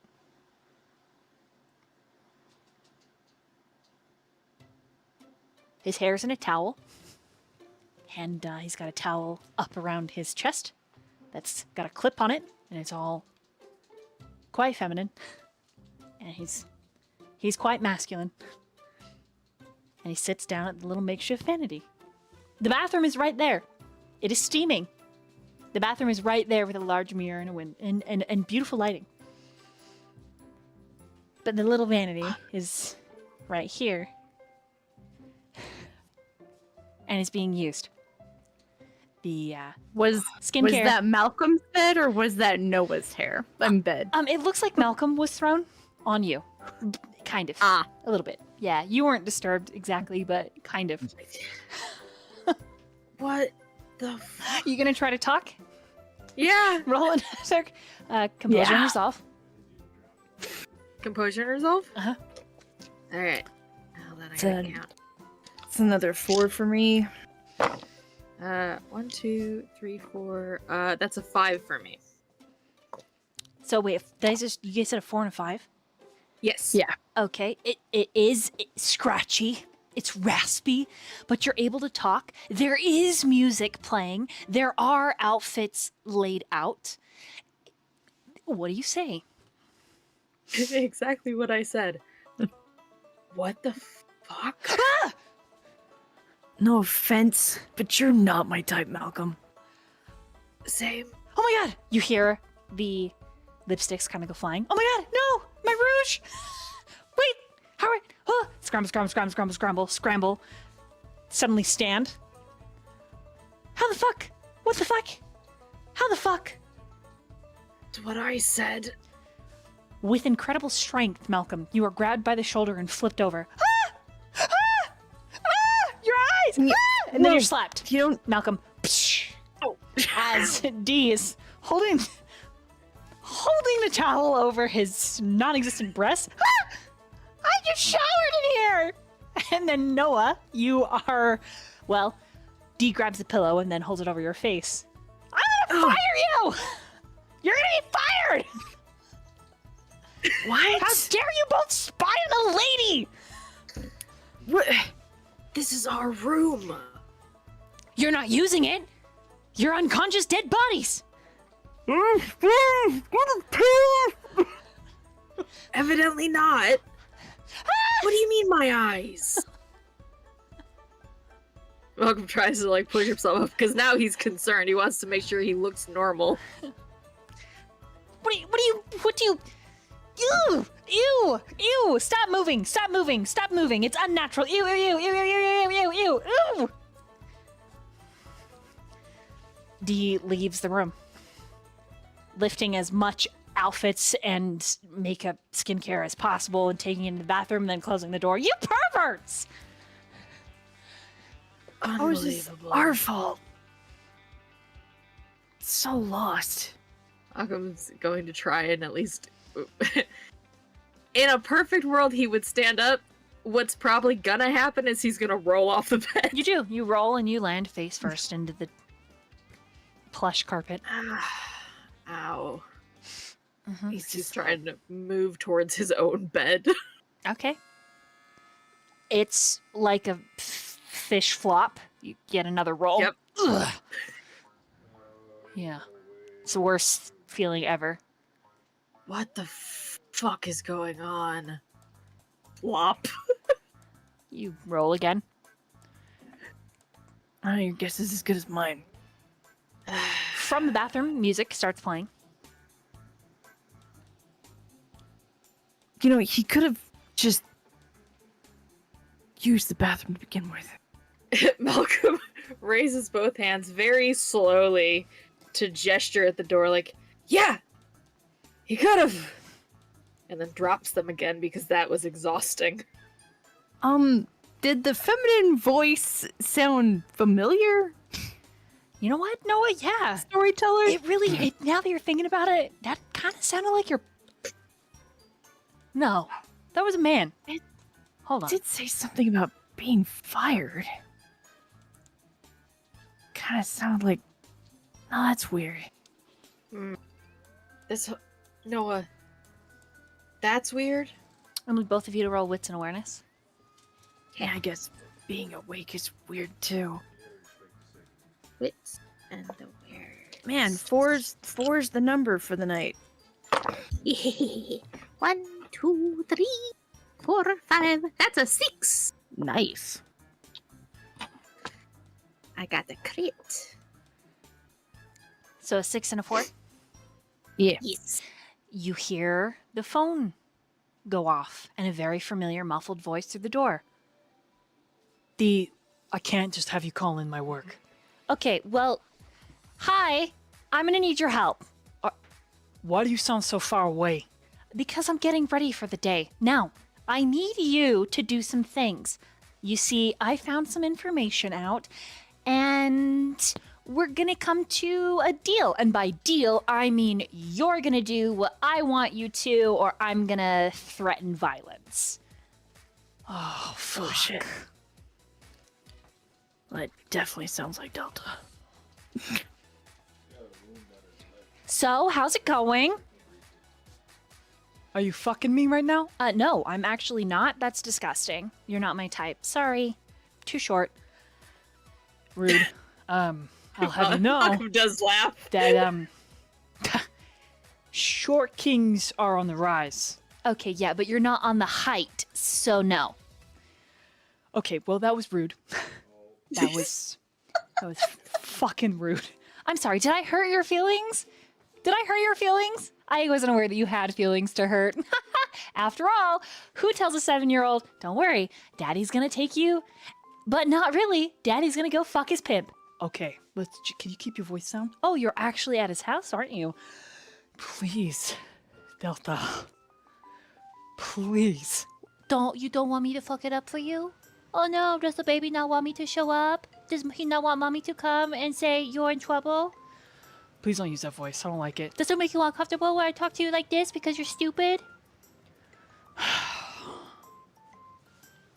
What do you want? Great. Now you're listening. I want you to help me put D away. He's on his own timeline. You have the ability to override that. It's really fucking hard to do that, Delta. What do the two of you do?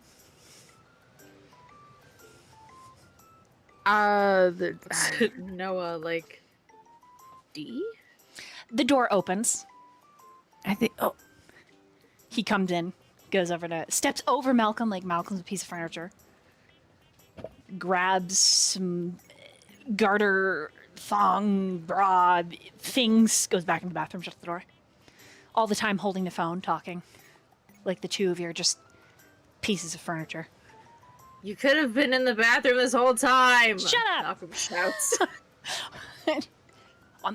I thought you wanted me to talk. No, I'm not talking to you. I'm sorry. I was yelling at a inanimate object.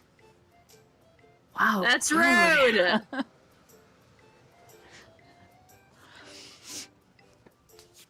And their discussion kind of continues. It gets really quiet.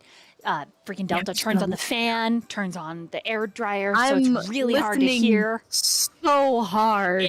Honest, because she turns the fan on and the hair gonna- dryer. Like, I'm gonna do my damnedest to get as close to the door as I can so I can hear. okay, roll a composure and resolve.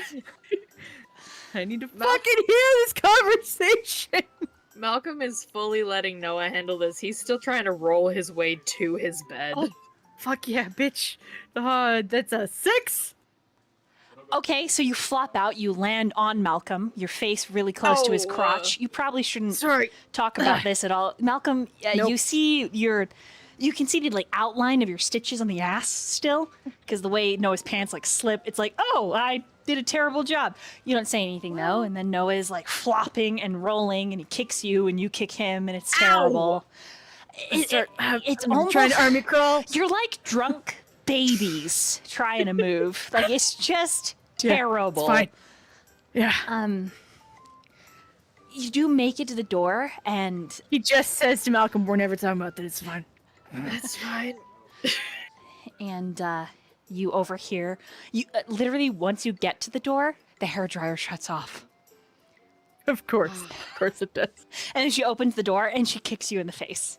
But it's Oh, fuck. it's a size 11 foot that comes out and hits you. I'm gonna put you on hold. You hear someone go, "What the? I have work to do." Beep. Really? Yeah. It's D, and he's wearing a mini skirt and a crop top. Yeah, but it's not Dee's voice coming out of him, is it? It is not. And he bends down and he scoots you next to Malcolm. Could the two of you please just get back with the dead thing? I don't know, this is creepy. Why you gotta be so heartless? I'm not I don't know heartless. why I we just... It's just a little chilly in there, okay? It's chilly. It's... Look, I make accommodations for the majority of the time, okay? And right now, Mom is trying to cook. So could the two of you get back with the program and just... And she makes a What if I chopping wanna the head off motion. Smell what you're cooking. I'm If you catch sorry, my drift. I can put Don't makeup word on it like you while you're that. unconscious if you really would like. Yeah, whatever. I look great in makeup. I can't believe you're saying me like this. I'm so ugly. You, Are you going to remember this, or do I have to give you a little bit of brain damage? We Please even know don't why we're damage my awake. brain. I'm pretty sure it already is. Okay. So can you tell me that you're not going to remember this then? Because I have a mallet just outside. Right, I'm not gonna remember this. Okay. And you? Malcolm just kind of like shrugs. If I remember it, I'll take it out myself. Good. That's the right answer. She wiggles both of your noses. And then she goes back into the bathroom.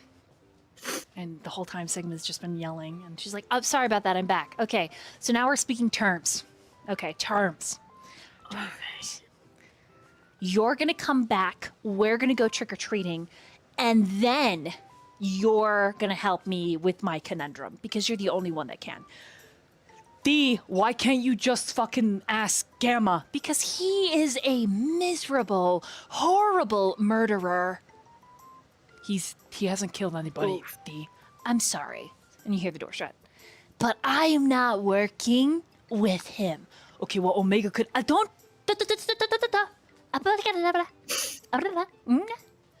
You're going to show up and help me.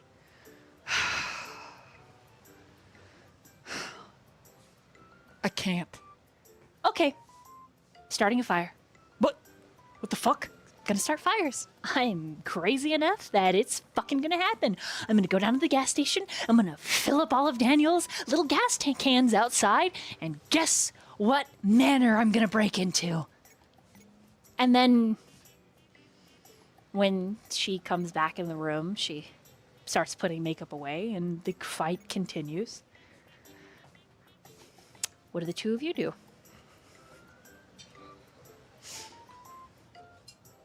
Whose house are we burning down? She ignores you. All right, I'll just listen. We're just furniture. It's fine. What time is it? She doesn't ignore you and is like just before 1. What the fuck? Yeah, I know, crazy. I'm hoping you don't remember anything. What the fuck? Yeah, I'm about to go take my Jihoon shift. Oh, Wow, try not to sound so pained about it. it is a little painful. What do you mean? The kid is a lemming. I mean, he should be on. The kid's not a lemming. He's just not been taught anything. Okay, and whose fault is that? Not mine. Was I his mom? Was I in charge of him? No, my child is a genius. Whoa, be careful! Don't say anything about his mom in front of him. He's very. Okay, look, I feel bad for getting after him, but if he wants to fight me over his mom, that's fine. I'm not his mommy. Delta, I think you're just being a little insensitive. I am a little insensitive. I told you. I have true. selective heartstrings, okay? And when I don't get what I want, I get a little pissy, okay? And we're not getting what I want. I can't come home. Then I'm going to break into his fucking house. I'm gonna light it on fire.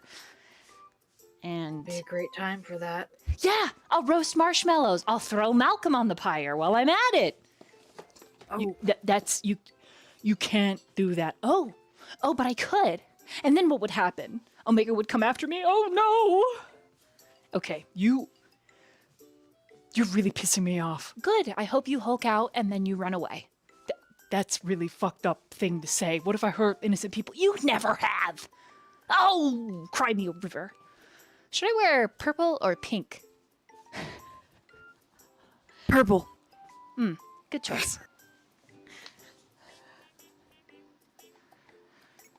And she puts on the purple lipstick. And they just continue fighting, and she insults pretty much everyone except for Kappa. Like, she's just on a tirade. How do I know which to show? Does it matter which to show? Roll a Do you think- wits and insight, the both of you. Okay. What is my insight? Oh, okay. It's not horrible. I don't want to catch the wrong one now. 4. 4, 5, 6. That's 7, but it is a messy crit. Wow, that's so impressive. Wow, I feel really good about my 4. The both of you don't think she means everything that she's saying, especially the mean stuff about people. Right, she's just She's distressed. She's upset right absolutely now. trying to manipulate Sigma, because Sigma believes what she's saying. And Malcolm, there's a part of Malcolm that's like respect. Manipulator to manipulator, respect. oh yes, Wow. incredible manipulator. The non-manipulator in the room is like, wow, you both. Wow. Yeah. Yep. Yep. And she starts to like hook him, right? And he's like, well, I mean, you can't. And she starts threatening. She'd be like, I'll just tell him he can walk out in the sun. And he's like, what the fuck? You can't do that. What are you doing? No, you can't. What are you? And she just cranks it into his dad, like his natural father urges of like protect her. And Sigma starts to panic a little bit. But the moment that he cues in, she's actually cleaned up all of her makeup and is completely ready and leaves. Just leaves the two of you on the floor and takes her phone call to her across the hall, just down a little bit. Fuck. Yeah. So the two of you are laying awake. This is bullshit. Yeah. And I'll say even when you close your eyes, you're laying awake. Why is this happening? You find that you can no longer move, and you're just Uh, laying on the ground in a mess. God damn it. It's fine. It's not like I have to be comfortable. Why are we awake? I will say you feel like you've been beaten and strung behind 18 horses going 40 miles an hour. Oh, great. I haven't felt that way. I haven't felt that way in a long time. What is 40 miles for those of us who don't speak in the units of the Eagle country? What does that mean? Let me look them up in Miko Hold country. on. 64 kilometers. Okay, thank you for the Goose Country translation. Well, Appreciate You're, it. No problem. you're welcome. No problem. Malcolm, everything hurts and he's tired and he wants to go to sleep. And he just says, I have so much to do tonight. What the fuck? And Yeah? what feels What's your like plan? hours later, you're still going to be awake. Don't worry. Go ahead. Keep role playing. What were you saying, Noah? Keep role playing. What's your plan? You said you got a lot to do. What are you doing? We need a new place to stay. The Sombra's gonna come after us. If not the 𝓌𝒽𝒶𝓉, I've blown her off for a couple of days. I need to get to my house to get Maddox out of whatever dungeon cell my father left him in.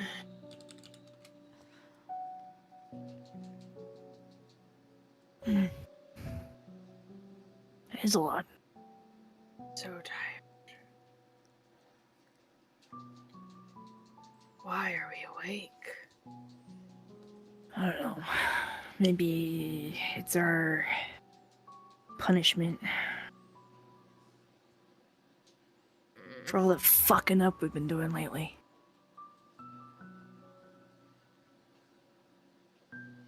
My whole unlife has been a punishment. Ain't that the truth? Well, okay, no. It's not all bad.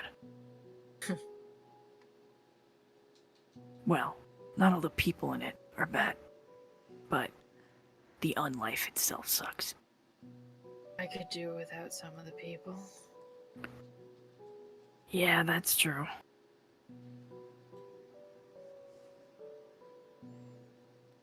Alright. Well, I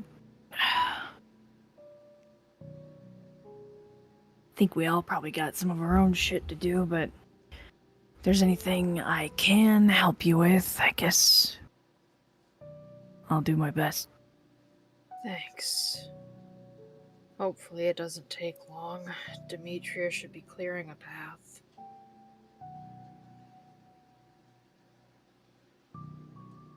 I don't know who that is, but okay. Bitchy sister. Oh. Okay. Got it. I probably need to find time to just run to my apartment sometime. Yeah. I've got people that are probably trying to get a hold of me, and I haven't had that phone in almost a week. I'm a little worried about my backed up messages. Means Yeah. they can't track me as easily, but, you know. I Yeah, have I shit just- on that phone. I just hope I still have an apartment to go back to. With the kind of people that are probably trying to get a hold of me. Right. That's all. Is it big enough for all of us? Because we're running out of places to hide. I mean, technically, if we're all lined up like sardines in my bedroom, yeah, sure. The front door pops open sometimes still. The bedroom door's fine, though.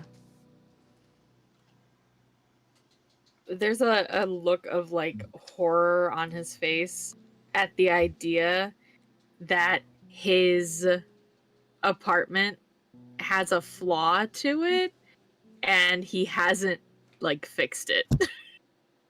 I mean, it's just, I've tried to fix the door, but sometimes it just pops open. But the bedroom door is solid. It doesn't open unless I open. Well, at least there's that. It's not necessarily a life of luxury, but it's mine. Fair enough. Luxury's not worth the surveillance. I suppose unless you're lucky enough to not have the surveillance. I've never been that lucky.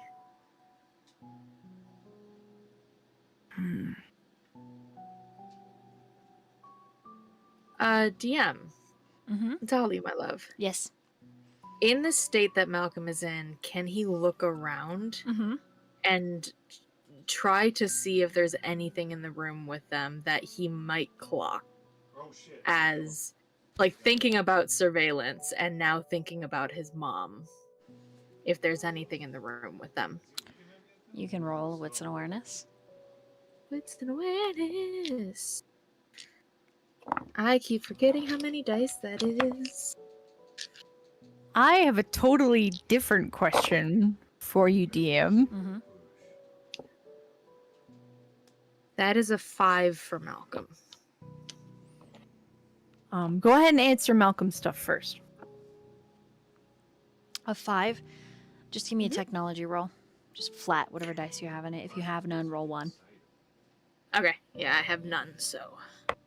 That is a success. The room is clear of any Okay. kind of device that could be okay. used to record, to listen, to watch. However, you do see under the bed the smallest fly. He sees it and kind of smiles, but he doesn't draw attention to it.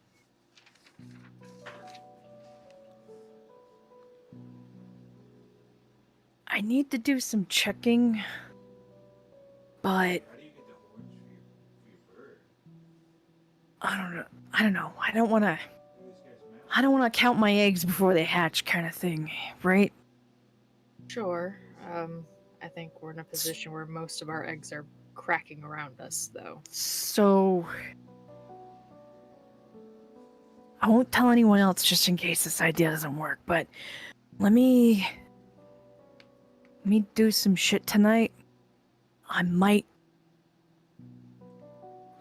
be able to get us a place to stay. Because the way you just worded all that made me think of something. Alright. Yeah. Just make sure you're safe doing it. Hey, Get enough of us in trouble. I've lasted this long on my own, right? 2 levels from that. I guess I can give you credit for that. Tell me which gems I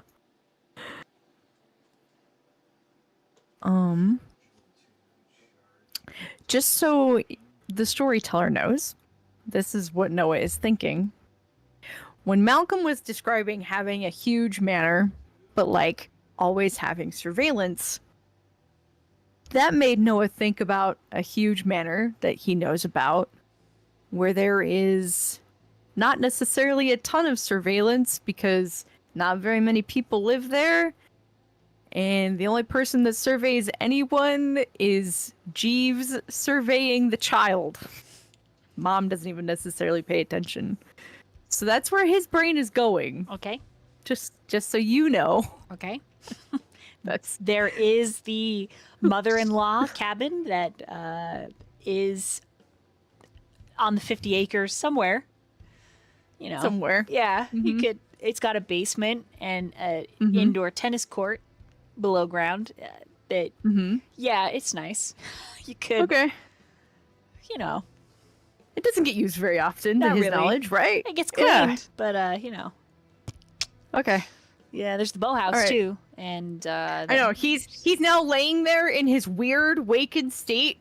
He's like brewing plans. You know, the gif with the lady that's got all the mathematic equations. That's Yeah. Noah right now, Yeah. laying on the ground. Yeah.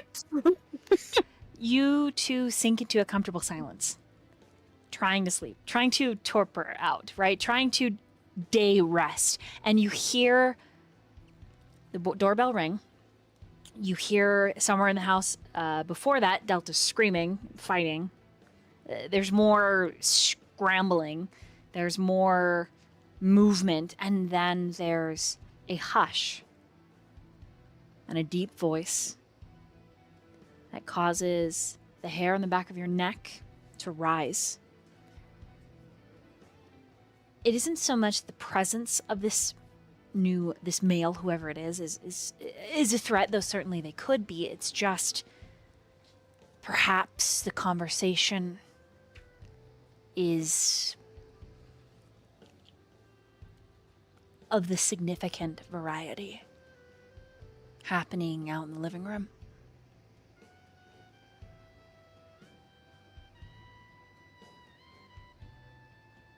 What do the two of you do?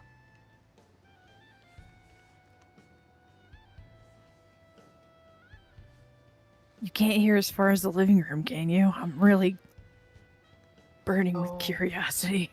I'm afraid to I'm afraid to try and open the door. Not that I think my dying, dead body would let me do that right now, but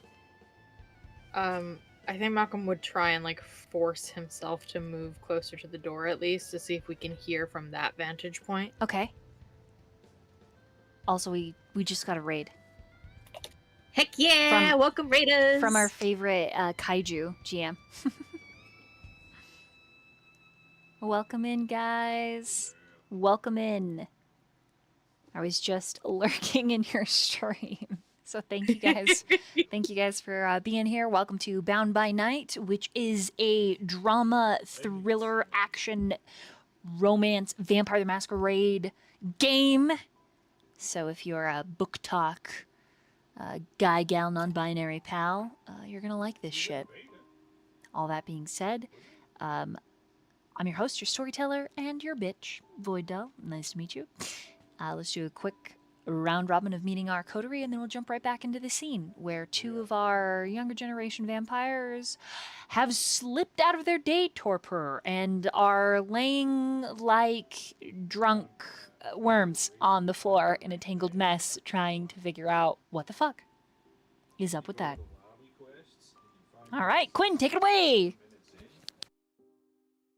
Murphy, I play Quinn. She's a gang girl who can't control her ears, and she might be in love with two woofers, though she thinks she's in love with one because it's complicated.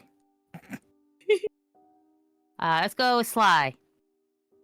Yo, yo, yo, it's me, Striker Sly, your intergalactic spice trading fox, and I trade spices for information, and I play 𝒷𝓿, who is currently also out of his torpor, very confused, thinking that it's all a dream, but it's not.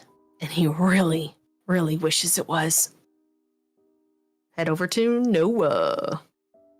Hey guys, I'm the Nat Chan. I play Noah. He is our 𝓌𝒽𝒶𝓉, and he is also kind of maybe in love with two woofers, but he knows it. And it's rough. I'm gonna pass it to YankeeBoy. Good evening, everybody. I am the YankeeBoy, and I play Daniel Price. Some would call him an old fuck. He's over 100 years old and is a 𝓉𝒃 who is trying his damnedest to keep whatever humanity he has left. And the few things he has left in the world that are keeping him alive are being threatened to be taken away from him. And with that, I'll take it away, Malcolm. Hello, friends. I am Tyrant, and I play 𝒷𝒹, our resident Ventru, who is real fucking confused why they're awake in the middle of the day. He's got enough going on at night. He doesn't want to add day hours to his fucking life. Back to you, Dolly. All right, and so the two of you hear this conversation. The murmurs of it out in the living room. If you want to squint really hard with your ears and listen, Yes. Oh, I'm squinting with those My ears. ears are so squinted. you need to roll a composure and resolve, and then Use that enhanced vampire listening skills. Yeah. It's not Squint that we have with your ears. listening. We can hear well. We don't listen well. The past year of sessions has proven that.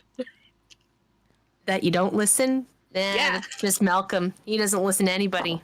Nope. He's a little bitch. No, I'm just kidding. The composure and resolve of 4. 'Kay. Again. all right. That's a composure and resolve of 6. Okay, wits and awareness. Both of you can use heightened senses. If you have it, you succeeded your composure resolves. And if you have it, that's funny. I got a 3. Okay, you, 1, 2, 3. That's a 4 for Malcolm. Noah, you don't hear anything. Dang it! He's so frustrated. Malcolm's just like, shut up! Shh! You better fucking tell me what they say. Shut up! Over by 10, and I just follow the river trying to find a waterfall and I didn't see it. The wolves are speaking in their lyrical language, Malcolm. Fuck! Can I still understand it? It sounds as Because if they are discussing Omega. Oh, that would absolutely get his attention. He's squinting his ears real hard. It sounds as if they are arguing about a recent run. You Our think... run, do I think? Yes, you think, and then it is confirmed that Delta and Shit. Zeta are speaking to Alpha. And Alpha says that Okay. there are going to be consequences. Someone is going to have to pay. And he has a hold of Gamma. You think I give a fuck? No. But I think your conscience will give a fuck. Ugh. I hate that kid. We have to save him. We can't let him pay the price. It was my idea. Was it?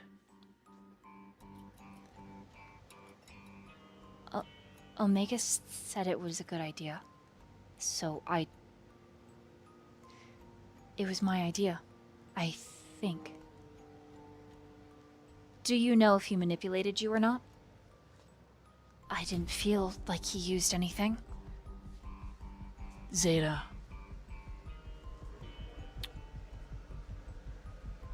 Did he touch your face at all when he was talking to you? Only once. And the room goes a little quiet.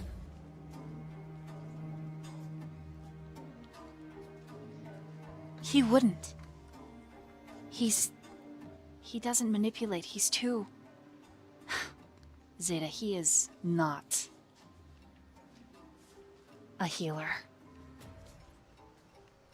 The man has more destruction in his goddamn pinky than America has nuclear fucking bombs.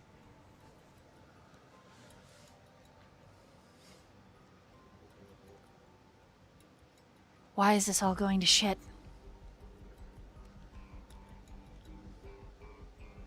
Alpha, why is this all going to shit? Adam, answer me. I can't. So you've taken the right of silence. I should leave. You should tell the truth, so that all of us aren't surprised. Whether you like it or not, Delta, Gamma, and Omega are now part of the pack. You all ran. I didn't run. You and I did not run. Technically, Do not technically me. We were on a job, and we had to. okay, then I won't say it. And then you hear very faintly on the... Is anybody gonna fucking pick up the phone? Can we just fucking hang that up, please?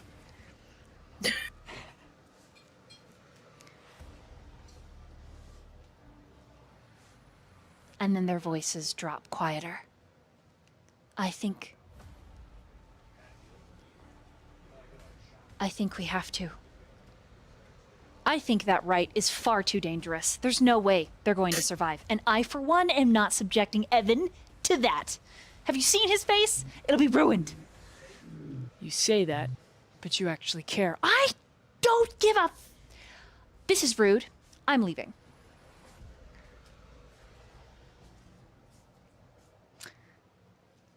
The conversation shifts. And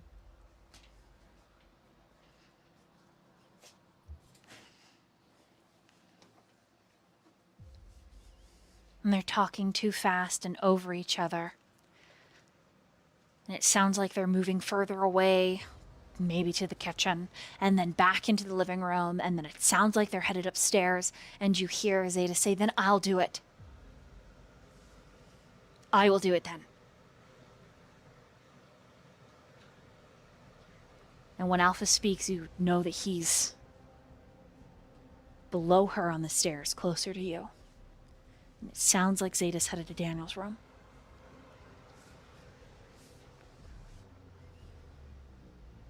It'll be dangerous. Like I haven't done dangerous before. You don't know what's inside your head. Well, then I guess we're just gonna have to ask our vampire significant others to help us figure it out. And that's why my sister's a badass. Not afraid of ingenuity. You are not helping the situation, and could you please let D have a say? He's grounded. He shared some secrets he shouldn't have, and so no. So you're comfortable walking around with a... Don't say the P word. You hear Zeta step up the stairs, and Alpha whistles. I'll help you. The only way that you can help me, Alpha, is if you take a stand. And you know, there's a line drawn in the sand. That's a choice you'd have to make. Well, what if I... And you almost can hear like Delta lean out of the kitchen with something in her mouth, like, meow. Hold on. Has someone or something caught your interest, big boy? I didn't say that. Oh, but you're willing to go against the chain. Oh my God. Oh my God, oh my God. And you hear the door at the front open and close. Delta trails after him.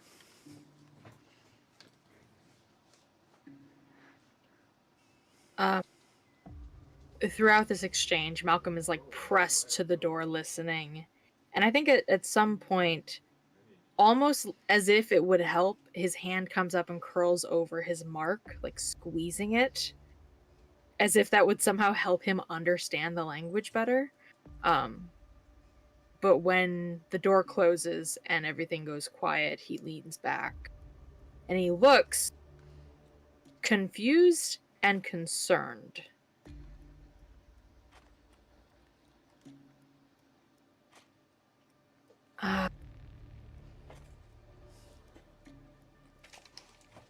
It was Alpha, Delta, and Zeta, he says to Noah. They were talking about our run. Something went wrong, or he said that someone will have to pay for it.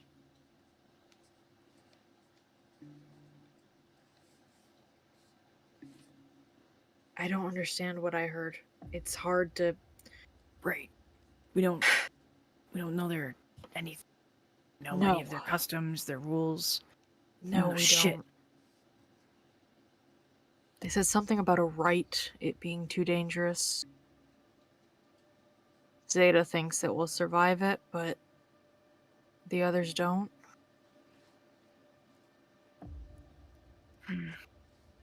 I don't know. Fuck, this is aggravating. I hate even. Ugh. Yeah.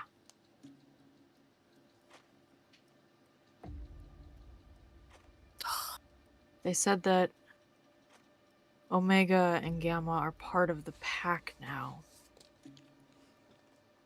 I don't know, it sounded like, and Delta denied it, but Alpha,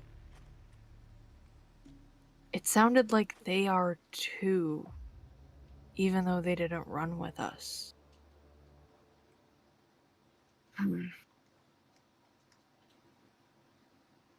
I wish I knew more about this shit.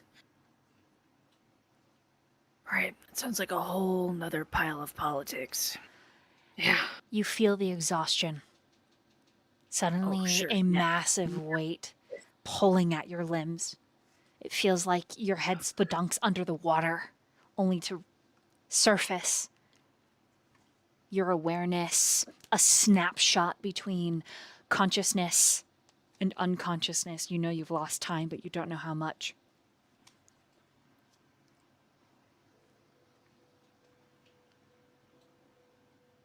Like a blink, we've lost time. Like if, like when you're on that verge of sleep and you think you close your eyes for just a second, and it's like 3 hours later, kind of thing. Absolutely.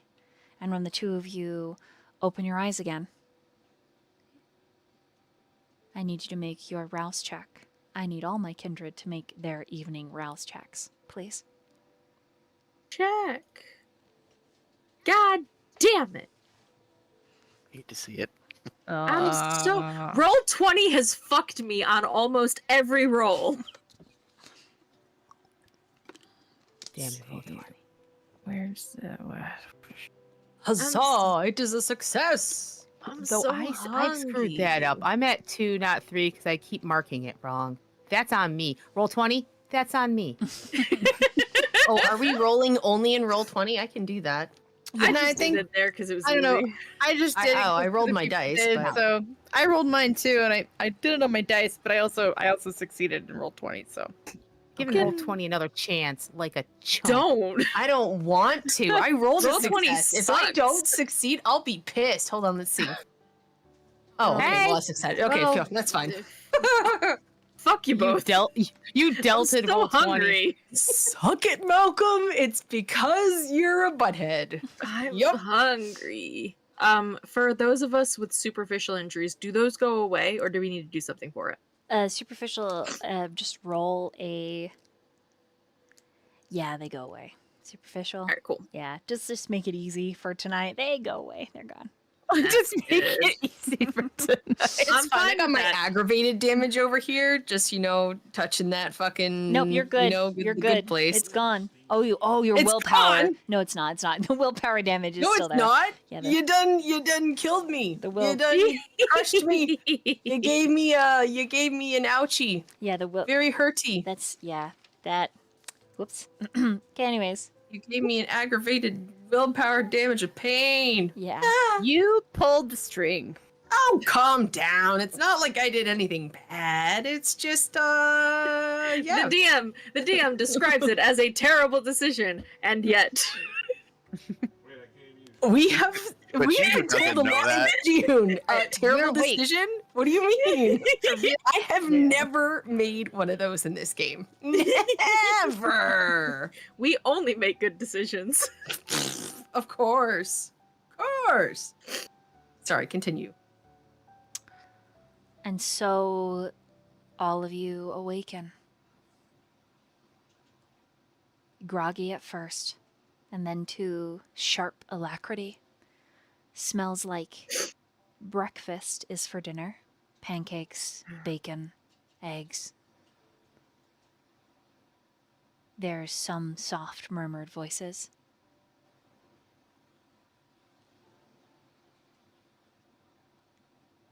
It sounds almost like someone is humming to themselves.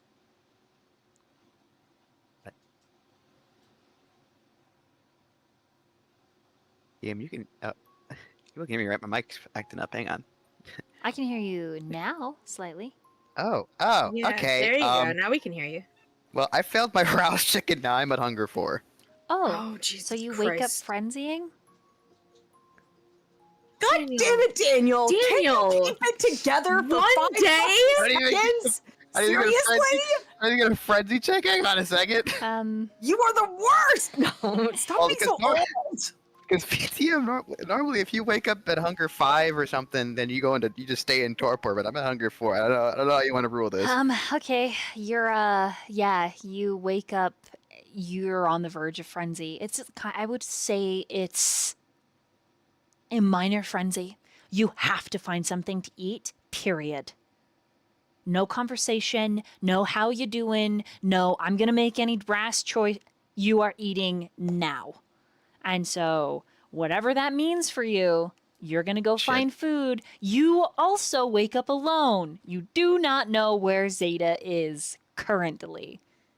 Fuck! Meh. So I want you to sit with that, and everyone in that house to just sit with that, and we slide over Quinn.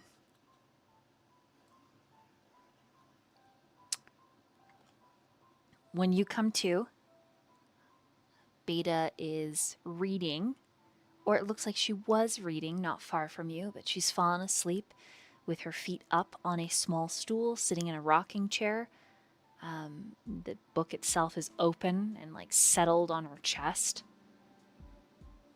Her mouth hangs slightly ajar. Wow. She is fully asleep.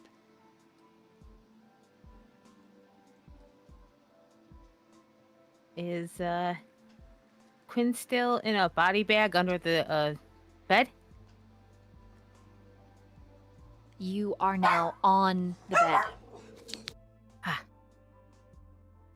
I think she kind of slowly gets up, assessing the situation. So, this is not a room she's been in. Mm-mm. She thinks it might be Beta's from the floor that she saw before. Looking around now, Yeah. it's done in jewel tones. The bed is dark wood. It's a queen size. But your eyes settle on the pair of old ballet slippers hung by their ribbons on the back of the door. Yeah. I think Quinn feels a little relaxed knowing that this is Beta's place. I think seeing Beta asleep, her first instinct is just to gather up the blanket that is on the bed. And she kind of drags it over and kind of tries to cover Beta with it. Her blue eyes open immediately. And she... and then gets a soft smile. Setting the book aside, reaches for you, pulling you into her lap. Hey. You're awake. Did you sleep okay? I woke up.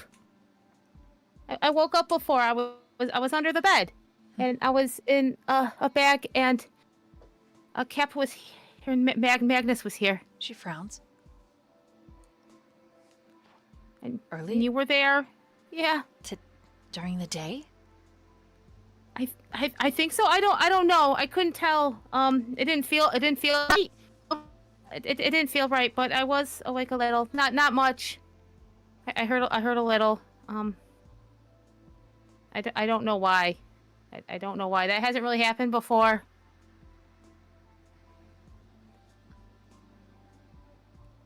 She looks worried.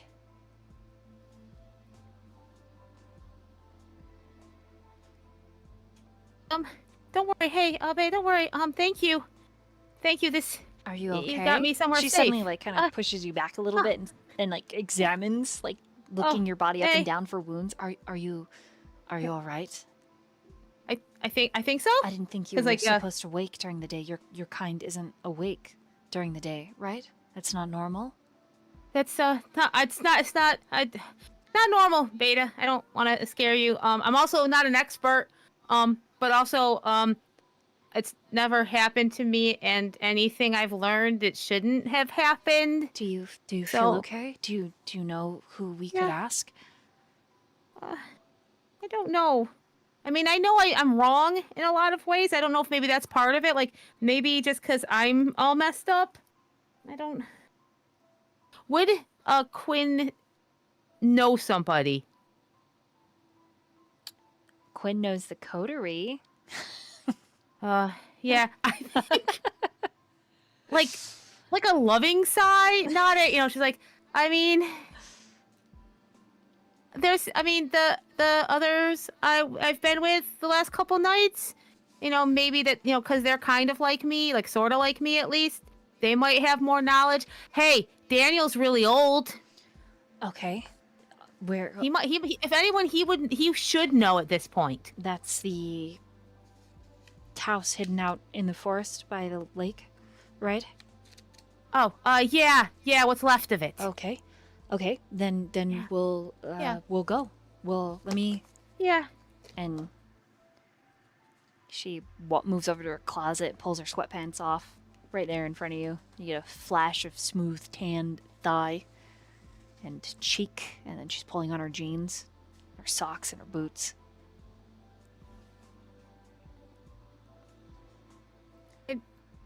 I don't want to be scared, Beta. I'm trying not to be because I'm scared a lot, but I am a bit scared, and this is a different scared now. So Hey, it's okay. And she takes her hands, coming over to you. It's okay. It's all right to be scared. You look okay. Maybe it's nothing. Maybe it was just a fluke. I don't know. Maybe your kind can be awake during the day, just not in the sun. I like that. I like that. I'm gonna hold on to that. Okay, yeah. Let's figure this out. I also yeah. There's a lot of stuff happening. Okay. It'll be okay. It'll be all right. You're okay. And she She kisses reaches your, out like a hand. She takes Yeah. it, Hey. kisses your forehead. You're okay.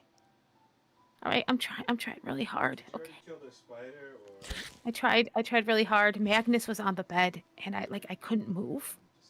And I think he almost saw me. Kappa stopped though. Kappa, he's so smart. Yeah. He distracted him. Her tan skin blanches a little. You were awake when Magnus came. Yeah. Yeah. She just You're very hugs you you're very against her, brave. against her chest and squeezes you. You're very brave, Beta. You're very brave.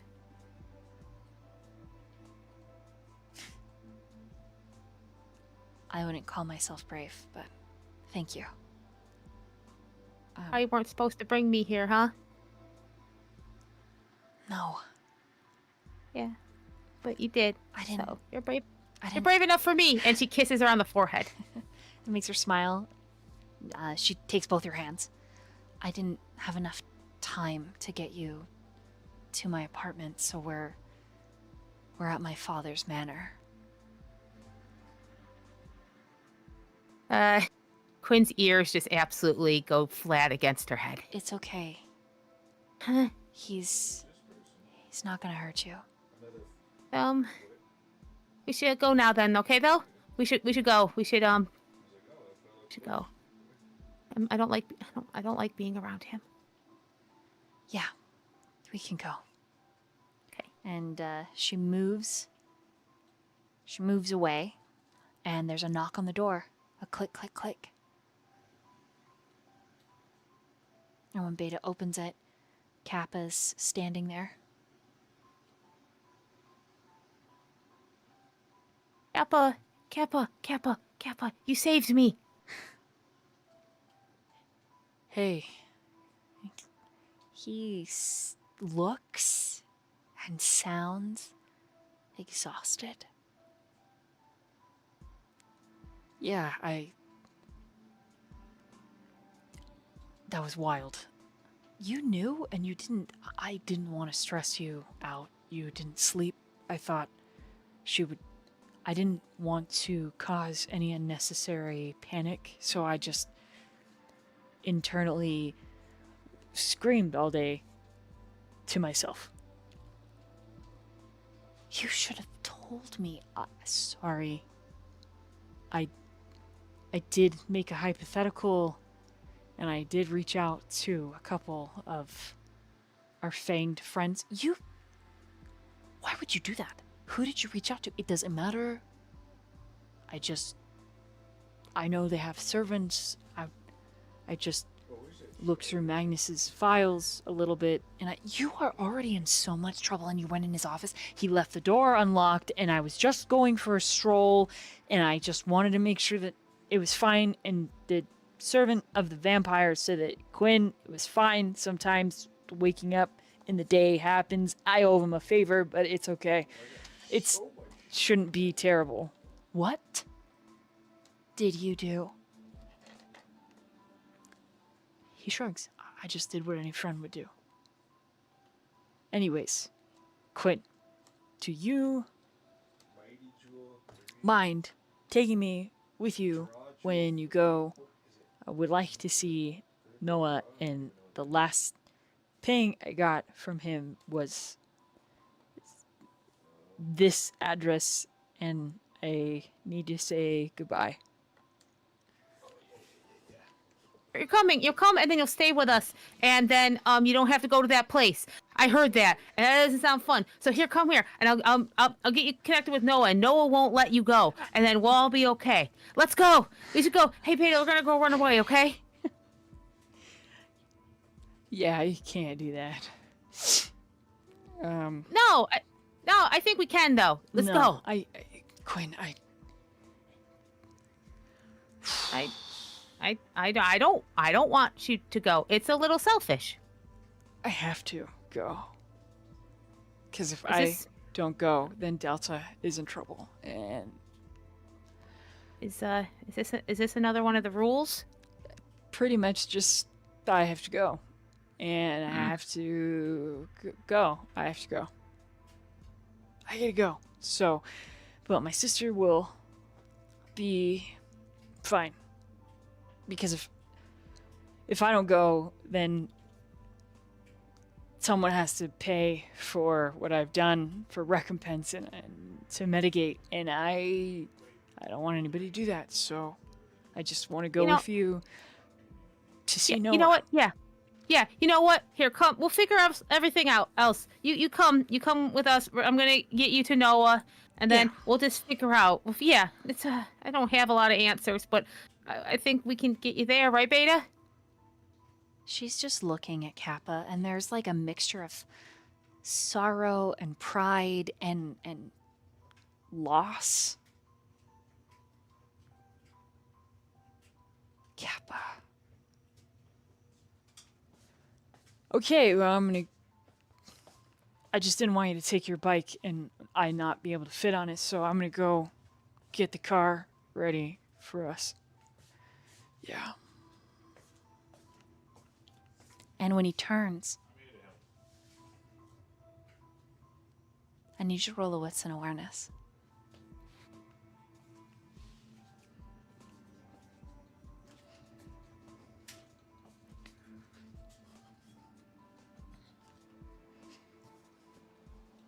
Two. It's exactly what you need. His hair is gone. It's all cut short.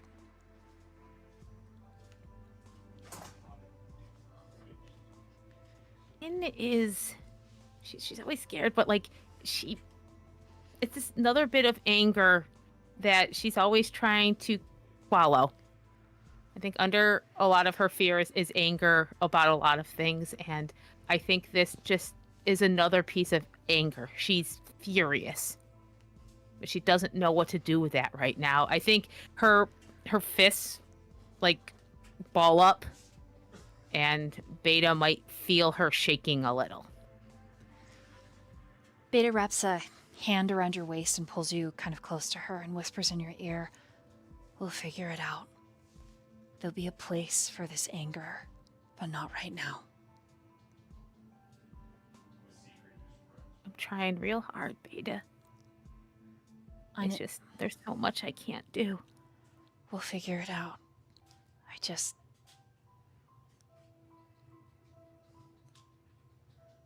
There's a lot that's been happening since I've been asleep.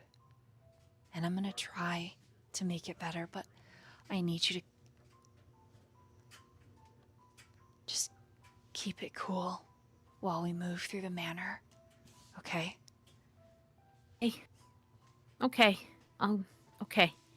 Just Quinn focuses and just tries to loosen all the muscles and just tries to concentrate on thinking before acting. Composure and resolve. That's this episode brought to you by Composure and Resolve. Composure and Resolve. Oh, you know what? All right, you know what? Yeah. You know, roll 20. You think I'm not going to go back?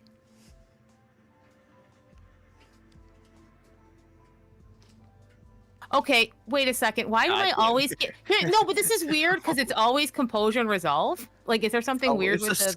It's always a... Here, let me roll composure and resolve. Let's find out. Let's do a stress test. I don't know. It's getting weird. Like, it can't be every roll on this. You know, I'm going to use my phone one for now, and then we'll just see, because I don't understand. Well, no, apparently that's just how it is. I'll take the bestial failure. I'm just in awe. What? We're great, yeah, unless one is a success. Roll 20 lives to fuck us, guys. It's the weirdest roll. Okay, you know, I don't want to take time on this. Let's just go with it, because I can't. Okay, so the bestial failure, that's no successes. Yeah. But wait, I subscribed in chat and get a willpower. No, Quinn? No more giving willpower. Like, I can't. It's too selfish. It's my own sub. It's not for me. This is I sub to Dolly's channel. I can't. So I get a willpower to give to a party member. Everyone has been very generous, but like at this point, I took the chance to roll 20. That's on me. Quinn, you do not keep it chill, and you do lash out as you move through the manor. There are vases that you can break. There are tapestries you can pull down. There are family portraits that you can toss. There's antique candelabras. There is quite a bit. Oh, they're like secret. Are there any recognizable portraits? Or are they all older? There, the ones that I think really get after Quinn are the ones that are shrouded in black veils that when she peeks under have little Gamma and little Omega in it. I think what also gets Quinn is the family portraits where a couple of the sons, Sigma included, have a black veil over them. And Alpha is not even on the wall. Oh, yeah. That's the one. That's the one. Yeah. I think waiting to see if Beta maybe is just a little distracted or as she just launches herself at that portrait, claws out. Okay, and so they're all headshots, so Magnus's is like right in the middle. That's the one right there. Okay, so That's what she's focused on. you fucking rip his up. Yeah.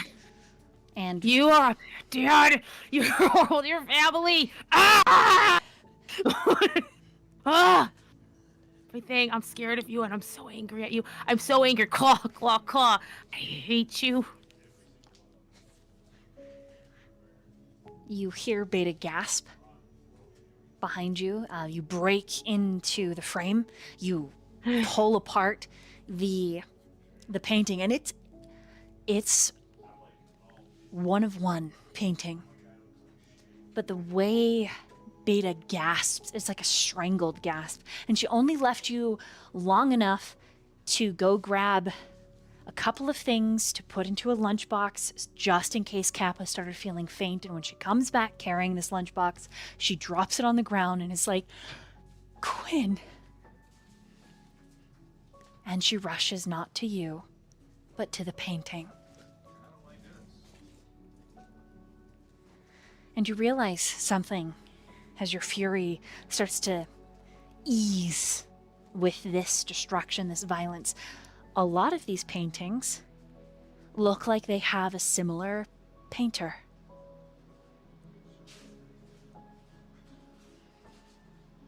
And Beta is crying as she's trying to put this portrait of her father on this canvas back together.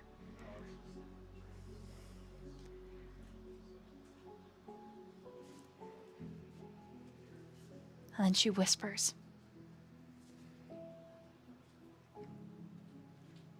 as she's holding two pieces of this frame, that you realize your fingers smell like really old wood stain. She says, my mom made this.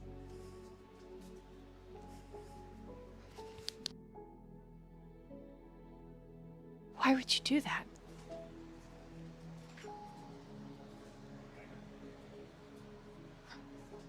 Quinn looks down at her claws and looks back at Beta cradling the painting,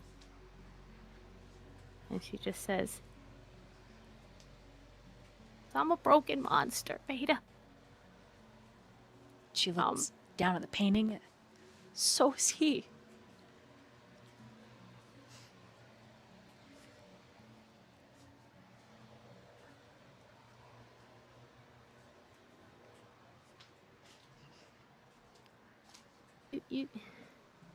You take Kappa to Daniel's, okay? You take him there. I'll figure it out on my own. I can't be without anybody.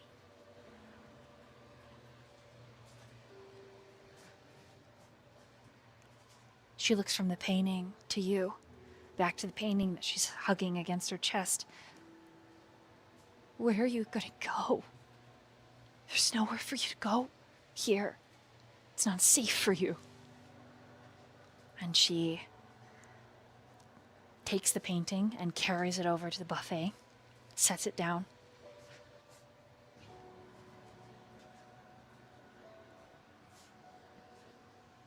I get that he's a monster, and I get that you're angry, and it's okay to be angry.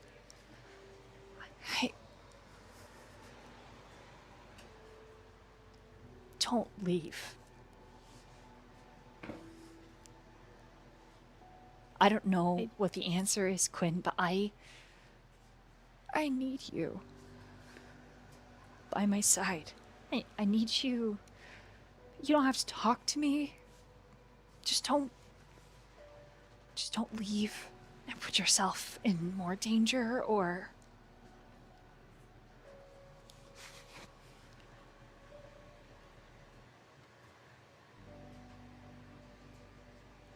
Huh. Right, Beta? I wish I was better. I wish I was better. We all wish we were better, Quinn. And you see her hands trailing across the torn painting. Every single one of us.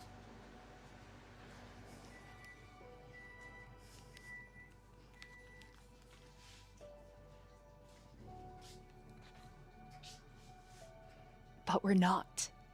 And we're not going to be. So you have to figure it out where we are.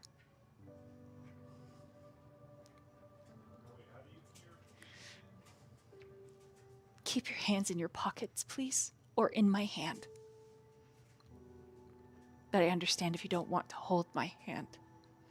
And she moves over to the lunchbox and picks it up. But we're going now. And then she offers her hand.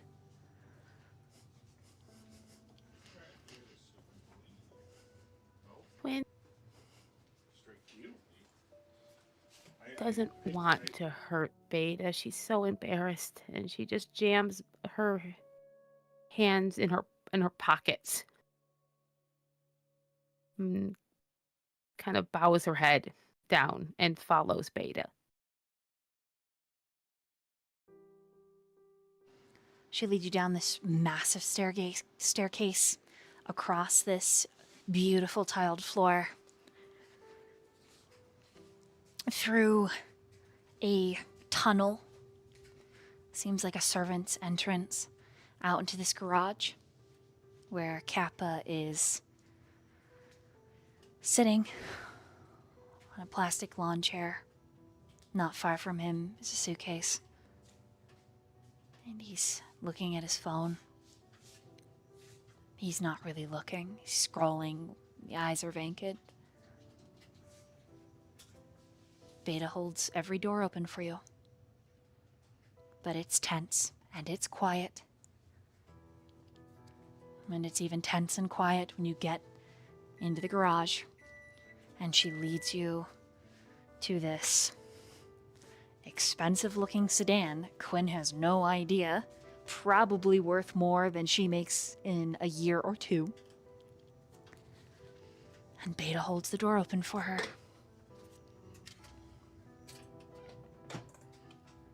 Quinn gets in, like, doesn't take her hands out of her pockets, and kind of, like, scoots in and kind of curls up, like she's afraid to touch anything.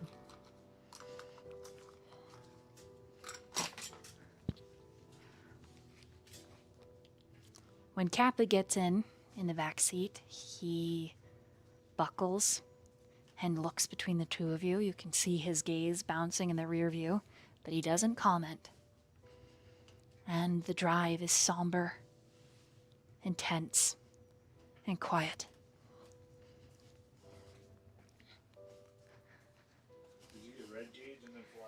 And I think we're going to take a quick bathroom break here and then slide over to Daniel's place. Hello, we're back. Daniel is incredibly hungry, but we aren't going to start there tonight. We actually start in Noah and Malcolm's room. Heads up, Jesse. Sly stepped away, but that's fine because we're starting with the boys. No worries. Malcolm, With our room. Yes. the phone that Jihoon gave you Oh no. is ringing. Oh no. Who has that number? Does it show the number? It is an unknown caller. Oh no. Mm-hmm. Oh no. Technically a private number, and it is ringing first thing when you awaken. Is Noah awake yet, or is it just me? Noah is awakening, yes. Okay. Alright, I can throw the phone at him if it's someone bad. You gonna answer that or what? God. Yeah, fine. And he very hesitantly, very worried about who's on the other end, answers the phone. Hello? It's quiet for a moment.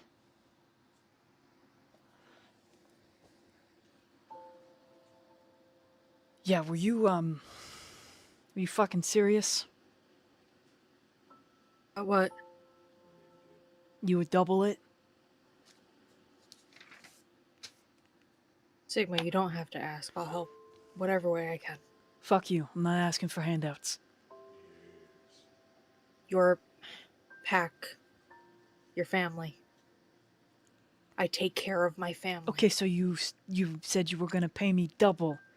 Contract gonna be the fucking same? What's your contract?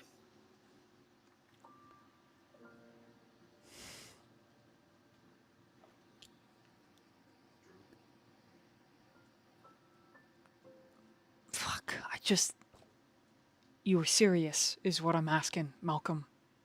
Yes. Sigma.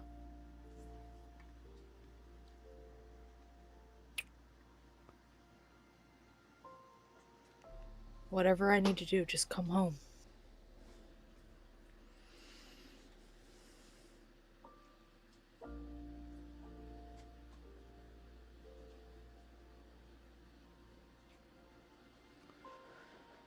Fuck. Please come home. Where is the 𝒷𝓊𝓃𝒹? It's a lot of money, Malcolm. I'll get it. The 𝒷𝓊𝓃𝒹. No, the 𝒷𝓊𝓃𝒹, the fire dragon, dude. You got a lawyer we can meet with and figure out this fucking contract then? I can get one, yes. Good. Because, And you hear the ding, ding, ding, ding, ding. And then a little voice. Daddy! I'm a witch!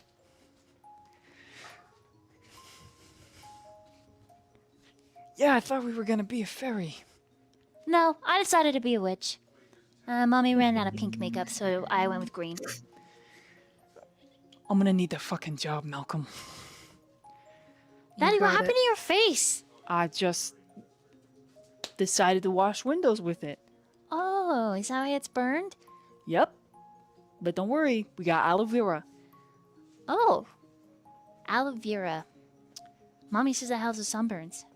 Sure does. Shall we go get your brother? And he hangs up on you. He smiles as he hangs up before pushing himself up and starting out of the room.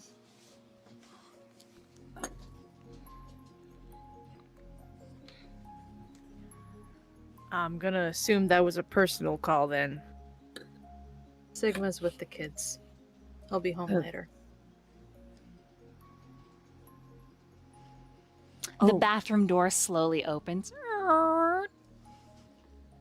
And sitting on the toilet with her legs crossed is D, but Delta, you're welcome.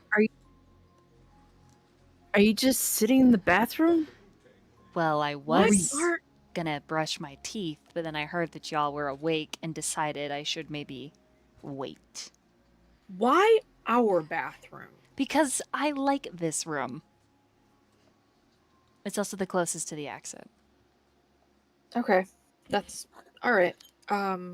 He's with the kids. I know. Great. What? And Malcolm's gonna keep. So what do you both remember?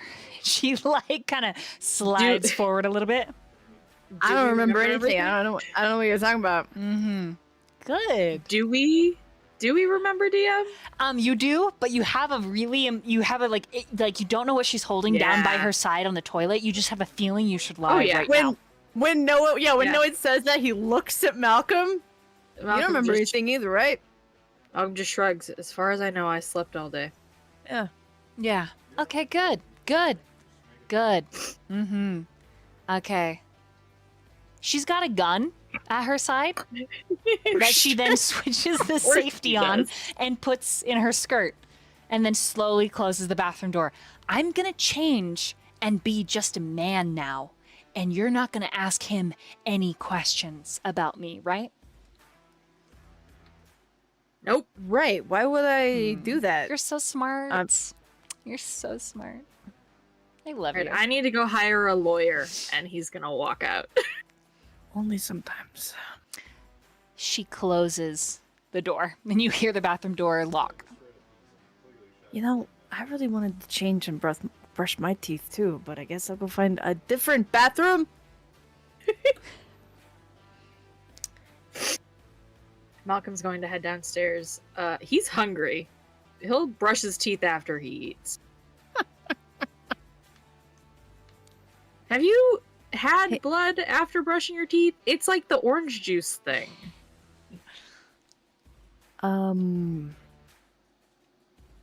Yeah. Yeah. I think we've all made that mistake at least Gross. once, right? Hey, Malcolm. Yeah. I don't know your details, but thanks. He just shrugs. I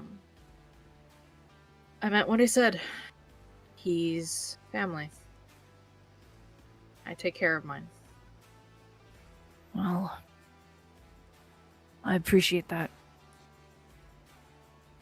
Because it was more than I could do for him.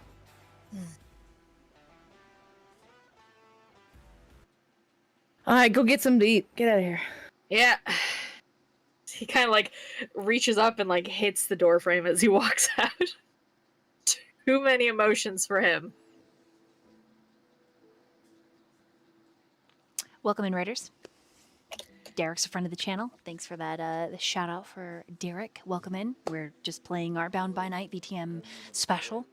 Drama, thriller, action, romance. I hope that you like roleplay because we go real hard on this channel. With that being said, Jihoon, you are woken up, and there is a hoodie next to your face, and you immediately recognize it because on top of the hoodie is the shirt that he wore when he went with you to your office. You are surrounded in that dark scent of gamma.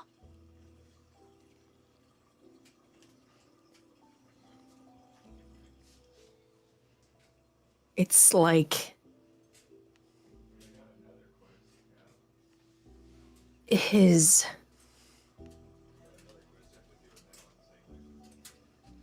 it's like safety. His fingers twitch and he shoots forward to pull the shirt and the sweater curling around it, reaching for it without even thinking. But his chest tightens, his eyes are burning, and he just... Why is it there?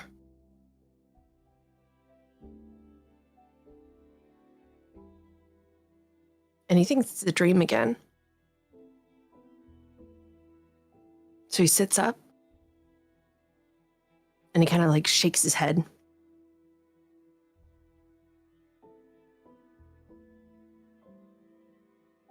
And he,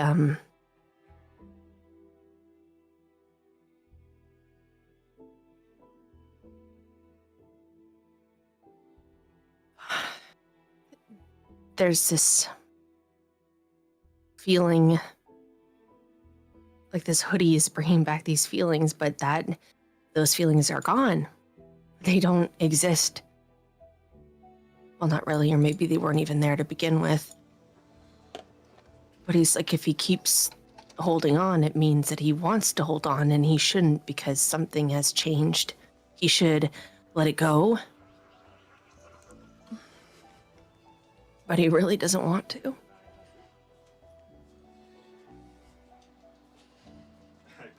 There, And so he puts them on. the smell is wonderful.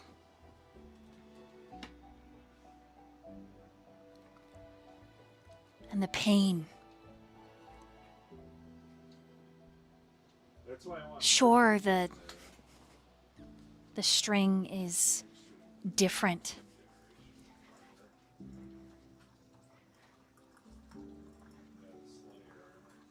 But there's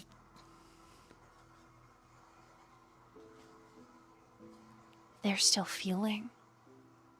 It's different. It isn't this all-consuming.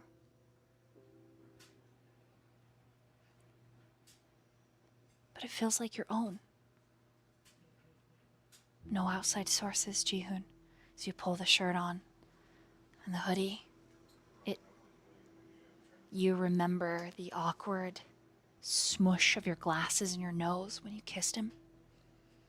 How when you pulled away that huge smile, you remember that tiny chip in one of his front teeth. Charming. His eyes, how they practically lit up from the inside, and his ears like strands of silk as they straightened. And you suddenly have a flash of every moment over the last several days of his voice, his movement, his lean, tall frame, his hands especially, how he ate the stupid dog treats and he said they were good. This feeling, it's not like the string that you now hold in your chest, but it is there, and it is yours. It is yours alone. Ji-hoon, it's there. And you look down at your palms, like you could manifest it into reality. And there's a very gentle knock at your door.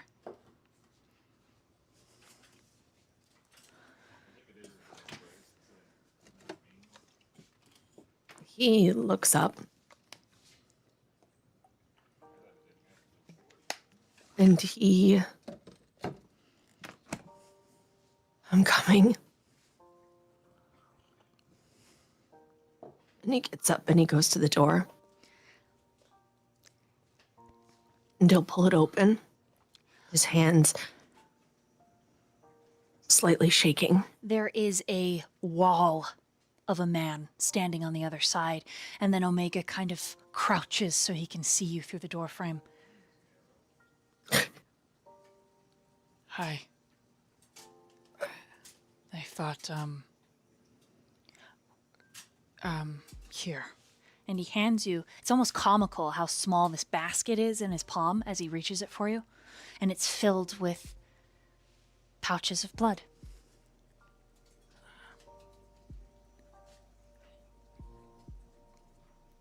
He notices you're wearing Gamma's hoodie and shirt and does not comment, but there is approval in his gaze.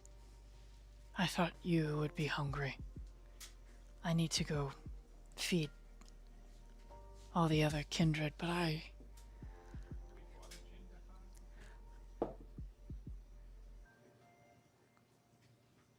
Do you want to come in?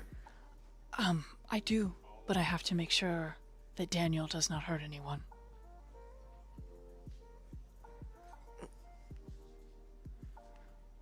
And he looks well fed now. Like, when you first fed him in your apartment, there was like some hollowness, right? He's big, Ji-hoon. He is almost twice the size that he was. And he seems to be very aware of it. So he's crouching, hunched over, trying to make himself as tiny as possible. It is very hard with biceps the size of your torso, but he's trying. Very much out of character, but in character. Ji-hoon, before taking the basket, will just kind of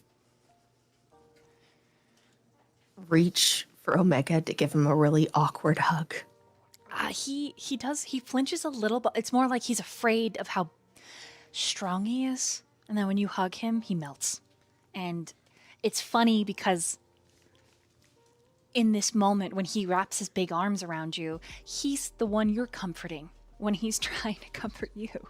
But you're telling him it's okay to take up space. And boy, do you feel that, Ji-hoon.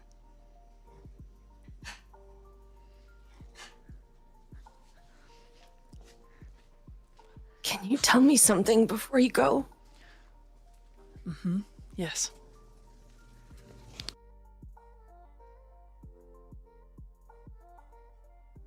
No.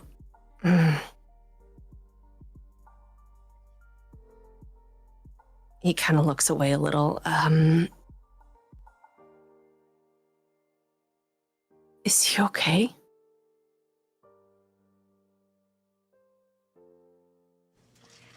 He tenses a little and you feel it. He will be okay. But he is hurting.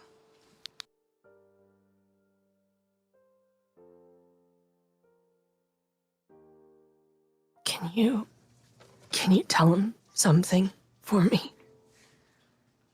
I will try. Just, I'm sorry. You have nothing to be sorry for. I will not tell him that. And he pats your head. Please. Is there something else I can tell him for you?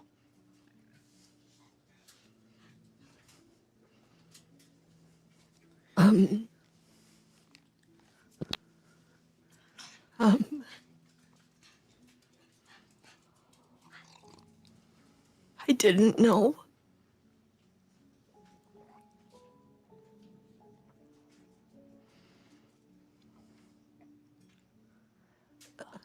I can tell him that.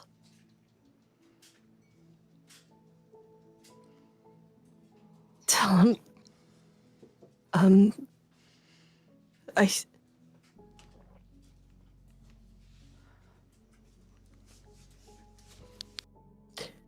It's still there. Can you tell him that?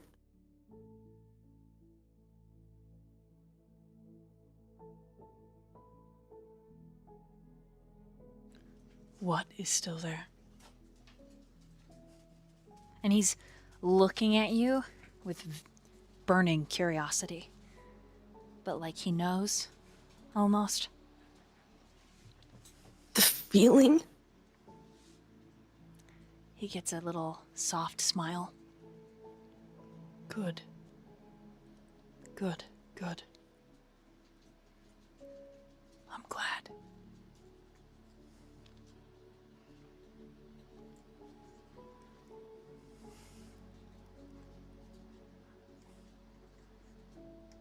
You need to eat.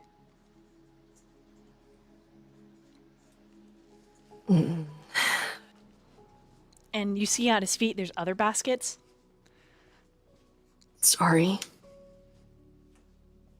I'm sure everyone needs help. Why don't you help me? There are more baskets than I can carry. Not true, his hands are massive. But he is offering.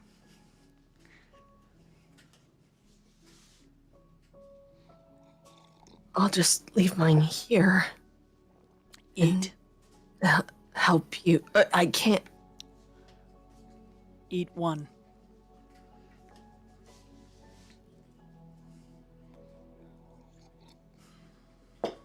Jihoon kind of looks up at him with like pleading eyes. Please don't make me.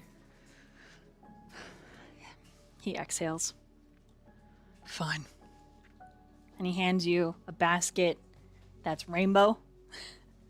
It's got some rainbow socks in it and some bracelets that look handmade. They look really shitty too, like giant fingers put them together. Then there's a sleek black basket that's got some roses in it. And some jewelry and some hair ties. And a thong. No, I'm just kidding.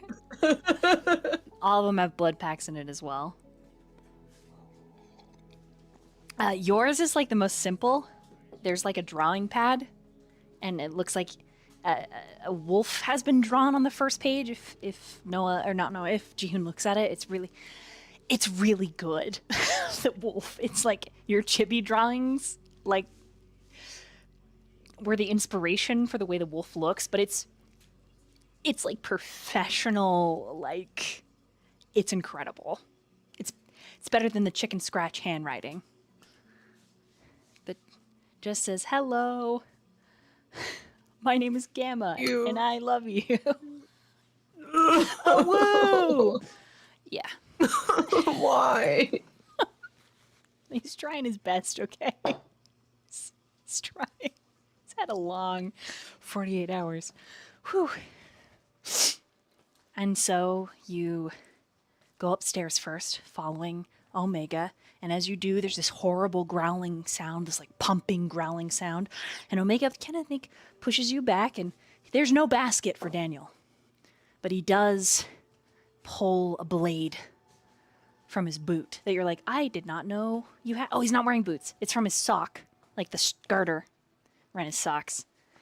He pulls up the sweatpant and takes it because he's wearing bunny slippers right now that are too small for him, so they don't make him in his size. And anyways, he approaches the door with the caution of someone approaching a kitten. There is absolutely no fear. There is just concern for you.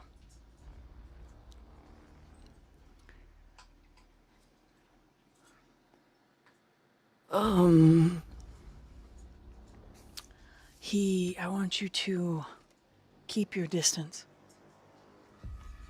And I don't want you to fear for me, okay?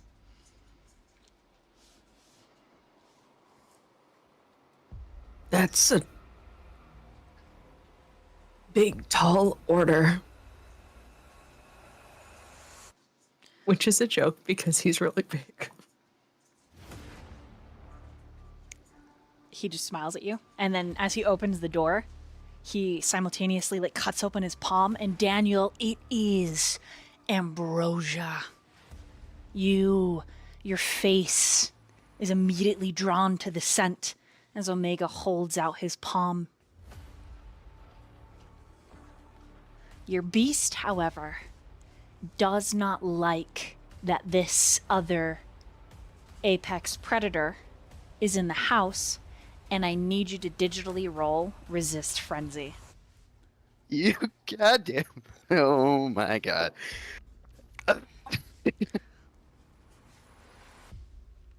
Oh boy. Fine. Omega will just put you in a headlock and put his cut hand over your face, and it'll be fine. Oh god. Okay. Abby, where's the fucking resist friend? Be fine. The button. Da da da. I'm not panicking, everybody. I'm not panicking at all.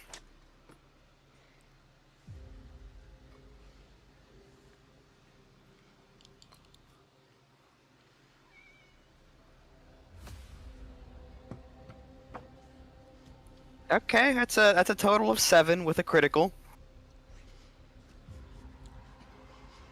Okay. As Omega disappears in front of you, reappears with his palm over your face, you don't frenzy, and you begin to drink.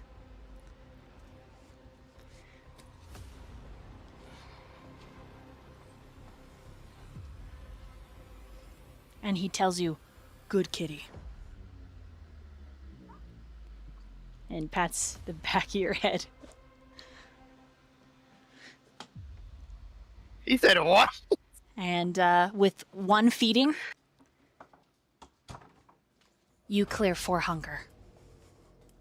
Wait, what? From feeding on Omega, you have 5 in Oblivion.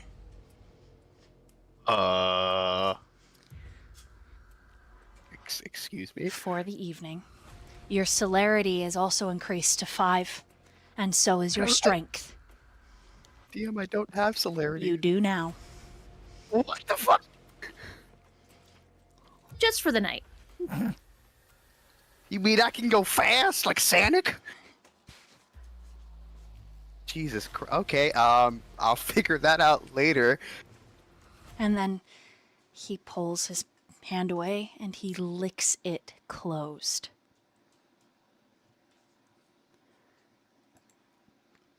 How does my... Are you feeling better? I feel like Daniel needs to take a second because getting 2 5-level disciplines... Yeah, you hear panting and sweating a little bit. There's beads of blood everywhere, and he's like, I thought you were supposed to keep blood inside. Why are you sweating? Are you okay? Did I do something wrong? He looks at his palm. Are you... And then Daniel kind of like blink blink. Did you just call me a cat? Yes. I thought it was... It felt like a cat was biting me. A kitten. He shrugs. I'm sorry. I didn't mean to offend you. And he tries to make himself look really small. When Omega tries to do that, Daniel grabs him by the shoulders. If he can grab him by the shoulders, Daniel's like 6 foot. Yeah, you can. At 6 foot, yeah. Okay, so when he tries to feel small, Daniel just grabs him by the shoulders and keeps him upright. My house, you stand upright. Sometimes your ceiling... Okay. Well, if you... And he Don't kind try of to bumps make his head yourself- a little bit. Don't try to make yourself feel small in my house unless you have to. To avoid hitting the ceiling. Yes. Yes, sir. And he And bows really deep, of course. And I'm assuming I'm bleeding from my third eye, or am I just sweating blood? You're just sweating. It's you've literally drank thermonuclear energy. You're So I'm pretty sure I'm sweating because your blood is there's a lot going on there. Speaking of which, DM, is there a particular resonance I get with his blood? Melancholic, Okay. a little bit Cool. sad, a little bit lonely. And then he's kind of rubbing his hands together and on his pants. Jihoon and I are going to deliver the rest of everyone's breakfast. And he bows to you again. And he's keeps looking at his palm. He's having a lot of thoughts about it. He gets to the door, he opens it for Jihoon. Thank you for holding the basket. Jihoon just looks in the door. Hi. Morning. Evening. Hey, Jihoon. And Daniel kind of gives you like a soft smile, like he's trying his best to check up on you without outright saying, "How are you doing?" If you can understand. Jihoon does not understand what is going on with your face. And he's like...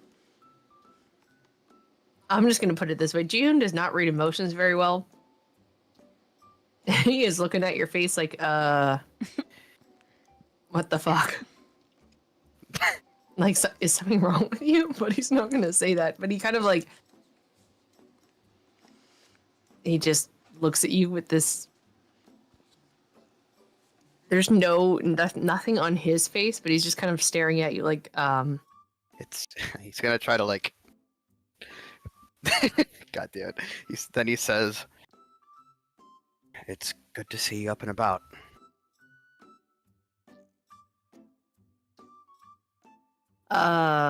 He's tiptoeing around the subject, trying not to, because he remembers how you reacted the last time he tried to take a direct approach, and now he's being very, very, very, delicate about the situation.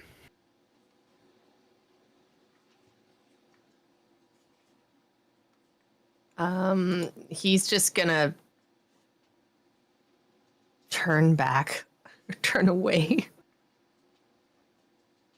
No offense. He's just like, not in the mood to engage, and he's like, he nods and then he turns away. Where are we going now? My mate. And Noah. And he keeps looking at his palm. I swore I ate the right things that this should work. And he glances back at Daniel's room.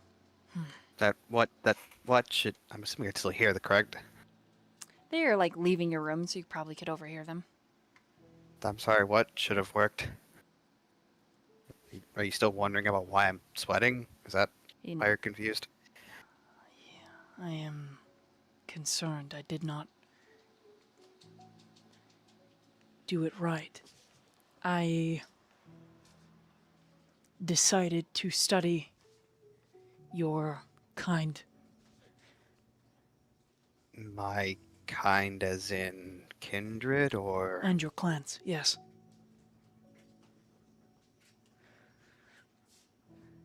Remind me, DM, is there...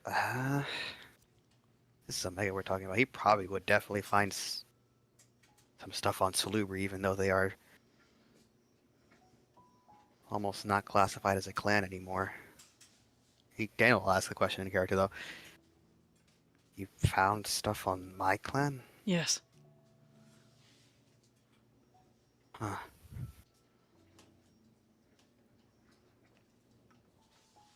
That's...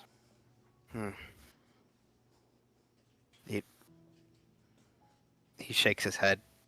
He'll ask those questions later, but he'll say, well, it did. For once, I don't feel hunger at all. I don't, like, not even a little bit. It's really weird, honestly. He grins. Good. Then it worked. And you see that he's got fangs on the bottom, double set of fangs on the top. It's quite unnerving. Ah, that is a relief. I think I'm just sweating because you've got a lot going on. I can tell that from just drinking the blood alone. I did not give you everything. I tried to keep it all from you, but some, I suppose, slipped through. That was some? Less than a quarter. Yes. Less than a quarter was. He kind of like kind of rumble, like gets small again. I'm very sorry. Don't apologize. You're being helpful. And you did help. His eyeballs get real big, like he's excited that you said that. Equivalent to being like, "Who's a good boy?" He's like, "Me." Who's a good big boy? Yeah. Oh my. No. Thanks. Just he is like really. Daniel is floored. He's old, but this entire situation has just floored him. But he will. I'm gonna get myself a little freshened up. You go and hand everything out. And June, when he looks at you, he's like kind of beaming, but still like he's like shuffling because like 8 of your steps is almost one of his. You know. And you head downstairs. Yeah. He follows him.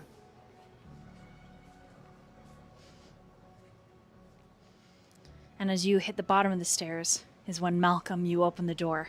And as you open the door and step into that bottom side hallway that like leads into the living room, you see Omega.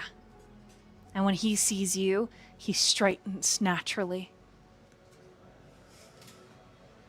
And there's a slight smile on his face. And he looks bigger. The hind part of Malcolm's brain sees that and perks up like, But at the forefront of his mind is the last time he saw Omega, or what looked like Omega. And so he smiles, but he looks him over as if he can see whether he's hurt or bearing any of the weight of what happened. And he starts to walk towards Omega and then stops. Hey. Are you okay? I am well. This is for you. Oh. He It's not even steps up, ice. closes the distance between them so he can take the basket. And he kind of grins. I used to buy the snacks, he says, as he takes a blood bag out so he can eat.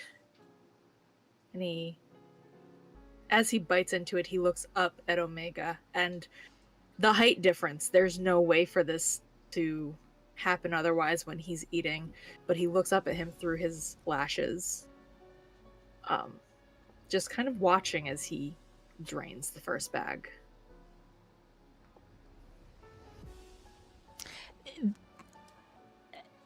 Moments after that, there's like, okay, so there's heat that blooms between you and Omega. Well, from Omega, there's heat that blooms for him, you know, and you can tell that he wishes that that was like him that you were biting. And then Jihoon's also still there, like kind of standing awkwardly. And then Noah comes out like into the hallway at this moment. And it's, yeah, you're all there, and Omega clears his throat. Sorry, did I interrupt something? No, Nope. This is for you. And he motions for Jihoon to hand over the. Jihoon gives you your basket. Wow, Or- that is so me. I'm sorry. Looking at the basket. Malcolm has taken the rose out of his basket and is just happily twirling it in his fingers. Yeah, well, I got socks. Hey, thanks. Nice to see you both this fine evening.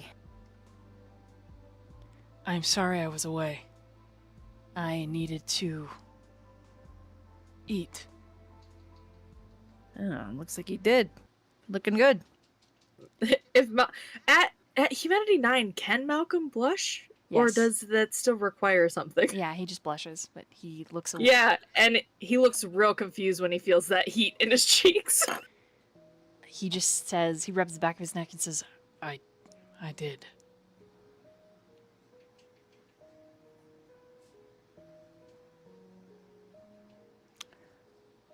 Would all of you sit with me while I eat? Yeah, of course. Is that the delicious breakfast I smell downstairs? Yes. Yeah, sure. Let's all go Come on. powwow around the pancakes. Unless you made French toast. That could be French toast I'm smelling. Both. Oh. And Dell, in his ripped shirt and jeans, is already sitting there with a plate full, and Omega frowns. You did not wait. Nobody told me to wait. He sets his fork down. You are on your second plate. Says Omega, and Dell shrugs. And then Omega sits. Looks at Dell. Dell looks at him. There's a moment of just kind of a little bit of tension. And then Omega turns to the rest of you. Please. Malcolm immediately sits next to Omega. on their way down, I think Noah would have trailed behind with Jihoon a little bit and been like, I think you were trying to say something to me, and I was lost in the rainbow basket. I'm sorry. What were you going to say? Nothing. You sure? Good morning. Good Evening. morning. Are you okay? And he kind of like squints his eyes and like shakes his head like that's not what he wanted to say, but he doesn't really know. He's like, That's a complicated question, but I mean, Noah like squints back. Yeah, I just block Is that what you were gonna say? the like run through move that I can't seem to. thank you. And he does the thing where he kind of like squints again and shakes his head. Noah smiles and like punches in the shoulder. Like not a punch, but like, you know, when you just like push the shoulder, like, yeah, man.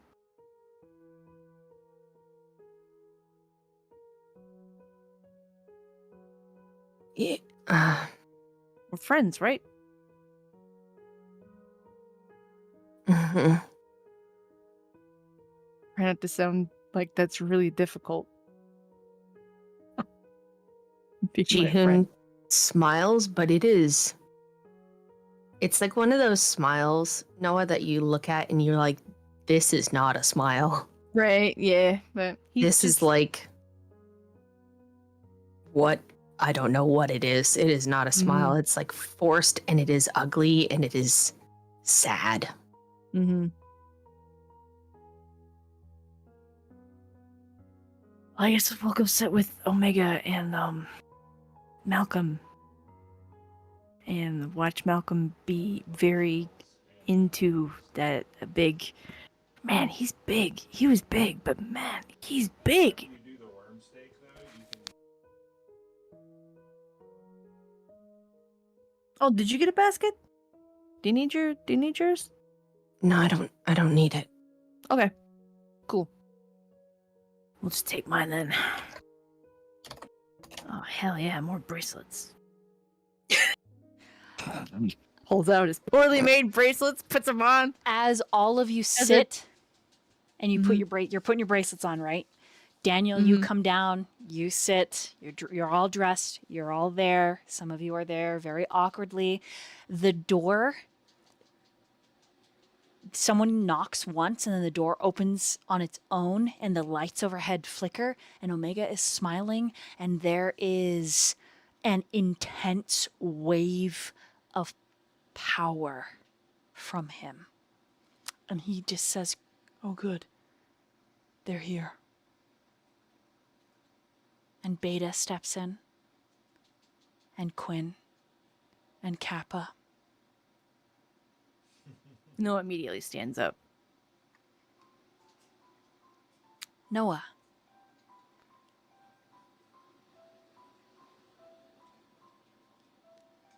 Yeah. Did you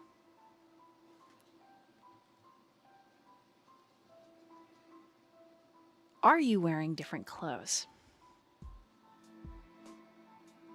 Or are you wearing the same clothes you wore yesterday? I would like you to roll a d10. Okay, 'cause I did state that I wanted to change. But let me get it out. I don't have my regular ones out. Regular D10. Okay.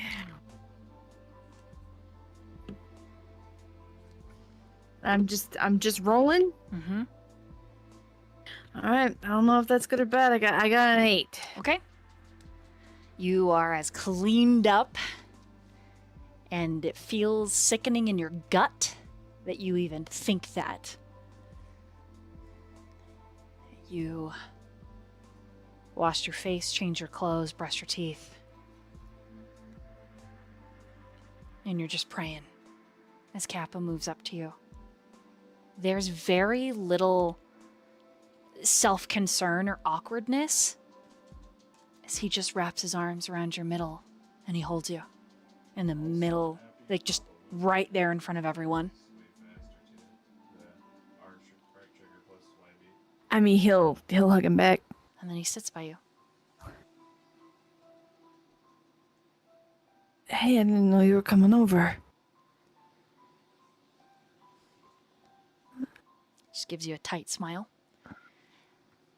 Quinn! Yes. Omega waves his hand, and the two chairs at the end of the table very politely push out, as if pulled from an unseen force. Please have a seat. Quinn, your basket is on your chair.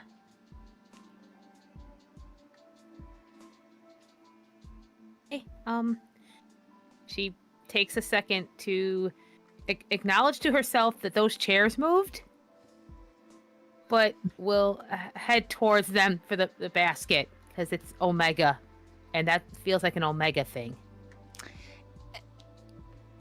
Yeah, it's a basket, all right. There's blood packs in it, and it looks like someone tried to crochet a fox, but it's an amalgamation of some horrible something. Like, it's really bad and ugly. Yeah. There's a pair of socks in there, and some really fuzzy headbands that aren't as tight as your headbands, but they're puffy. So one of them has like this.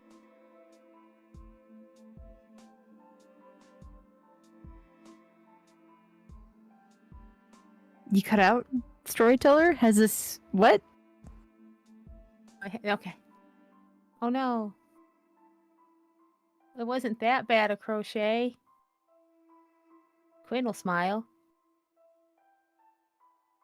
Oh, okay. Their mic died. But 1 second. Everybody, everything's cool. That's cool. Quinn's just looking in the basket. She's smiling at everything. Because she's polite and a little scared.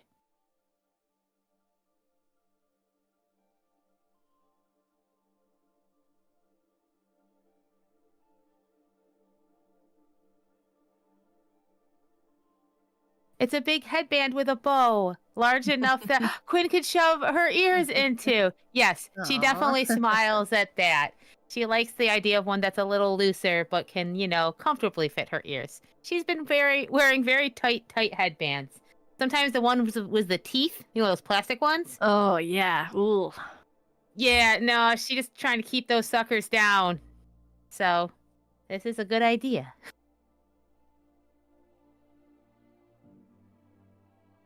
Oh,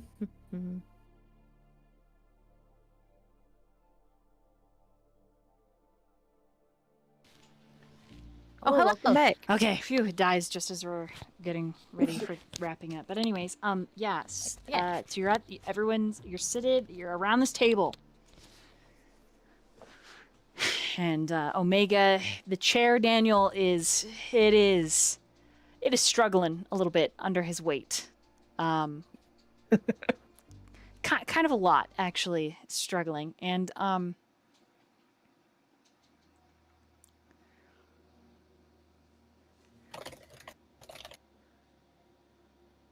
he eats for a while, politely. Well, you all have your baskets, other than Jihoon, to eat, Jihoon did pull out the chair next to him, but kind of acted like he didn't care if he sat there or not, so.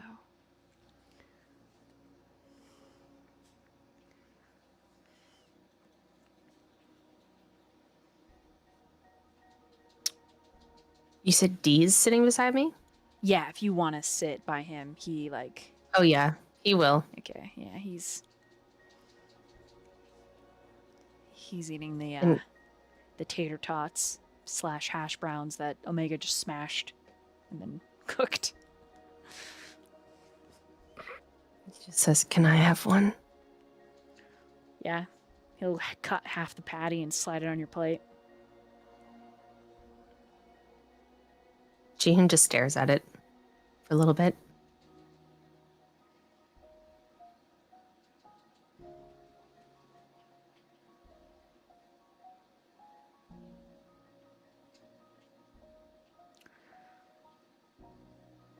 And he'll eat it slowly. Okay.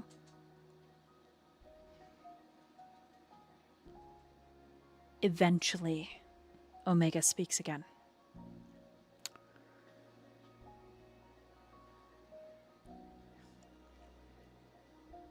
We all need to have a discussion. Each of you are adults, capable of making your own decisions. But you should make informed ones.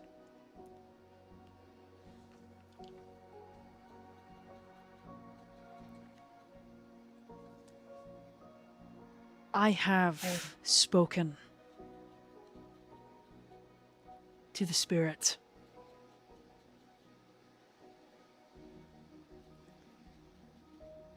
He takes a deep breath, and he looks down at his plate. There's kind of a somberness that permeates from him.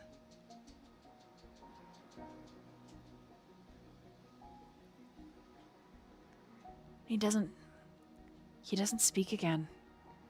Seems like he's corroborating with himself how to put this all into words.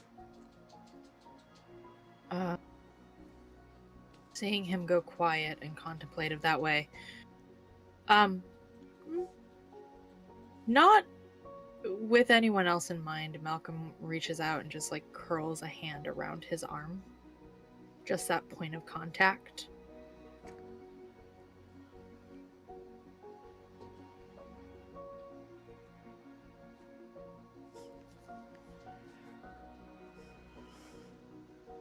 That's what I should have done. He looks at you.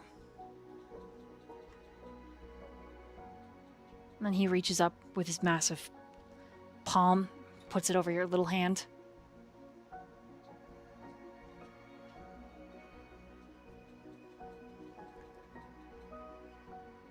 Kind of gives him a half smile. Patient. The expression on his face is not rushing, more just, we're here and we'll hear you. Kind of that quiet support, in as much as he can give that. None of you will like what I have to say.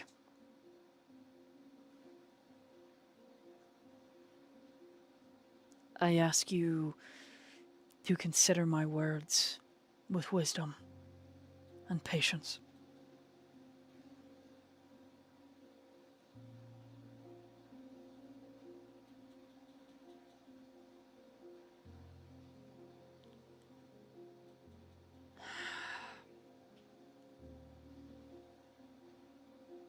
Originally, I wanted all of you to be able to move as one, a pack. I have since learned it might be too dangerous for all of you. I have conferred with the voices of the earth and sky, and I have seen.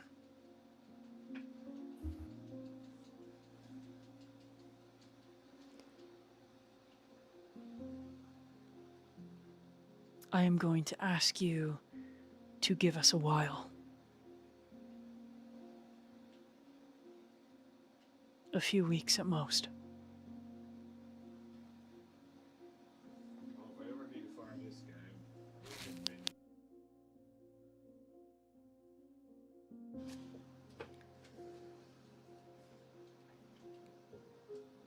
hell yeah. Dragon handicaps.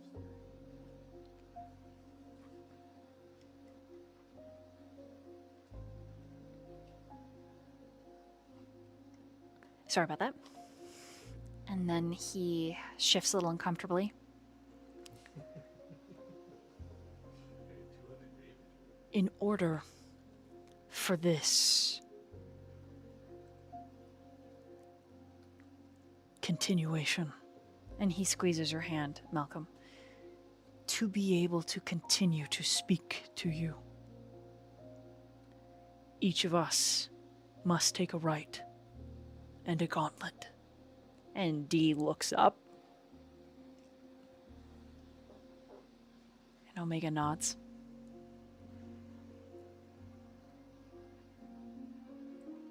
It is Gaia's way. What does that mean? And Kappa looks stricken.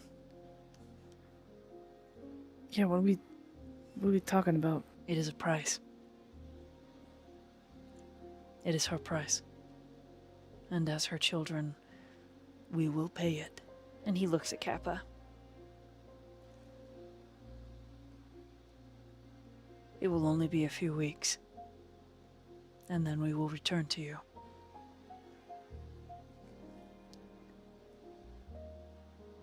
And D puts on his fork, finishes what he's eating, takes a drink of orange juice. Kappa hasn't touched his food, really. Beta is watching Omega with her eyes narrowed, her brows scrunched. And how do you know this? And he looks at her. Their gaze collide, and she shrinks back a bit. You see that there is no lies. The gauntlet will begin. And we will be taken. And we will pay the price. And then we will return. Because we have paid that price, we can speak to our kindred. And you just made this decision? I did not make this decision. Gaia did.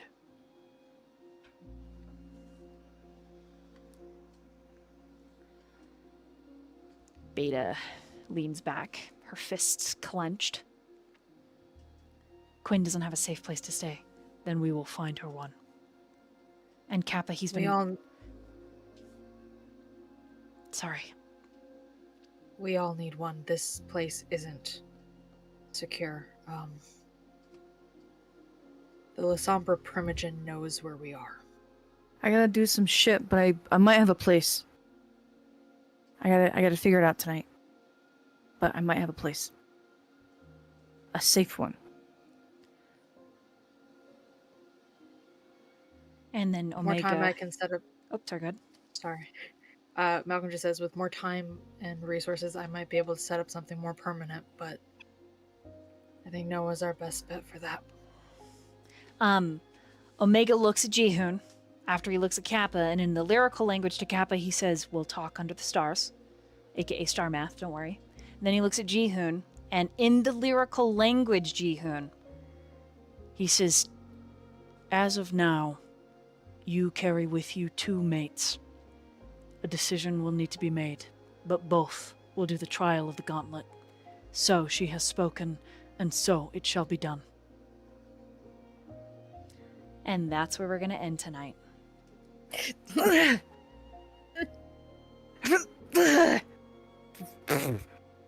Words. Damn it.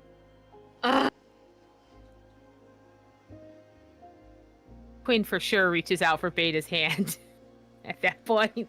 Malcolm is not letting Omega out of his fucking sight tonight. I mean, I wanted to add that if Kappa was gonna let him, Noah was holding his under the table. Oh yeah, The whole conversation. yeah, absolutely. We're he all at lets you- that point. Yep.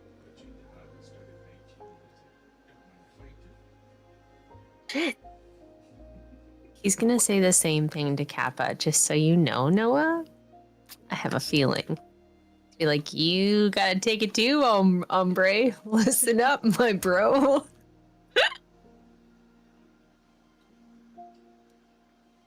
Thank you guys so much. Chat, you're amazing. Players, I appreciate it. You guys are great. That's it for tonight's chapter of Bound by Night. Catch us in 2 weeks.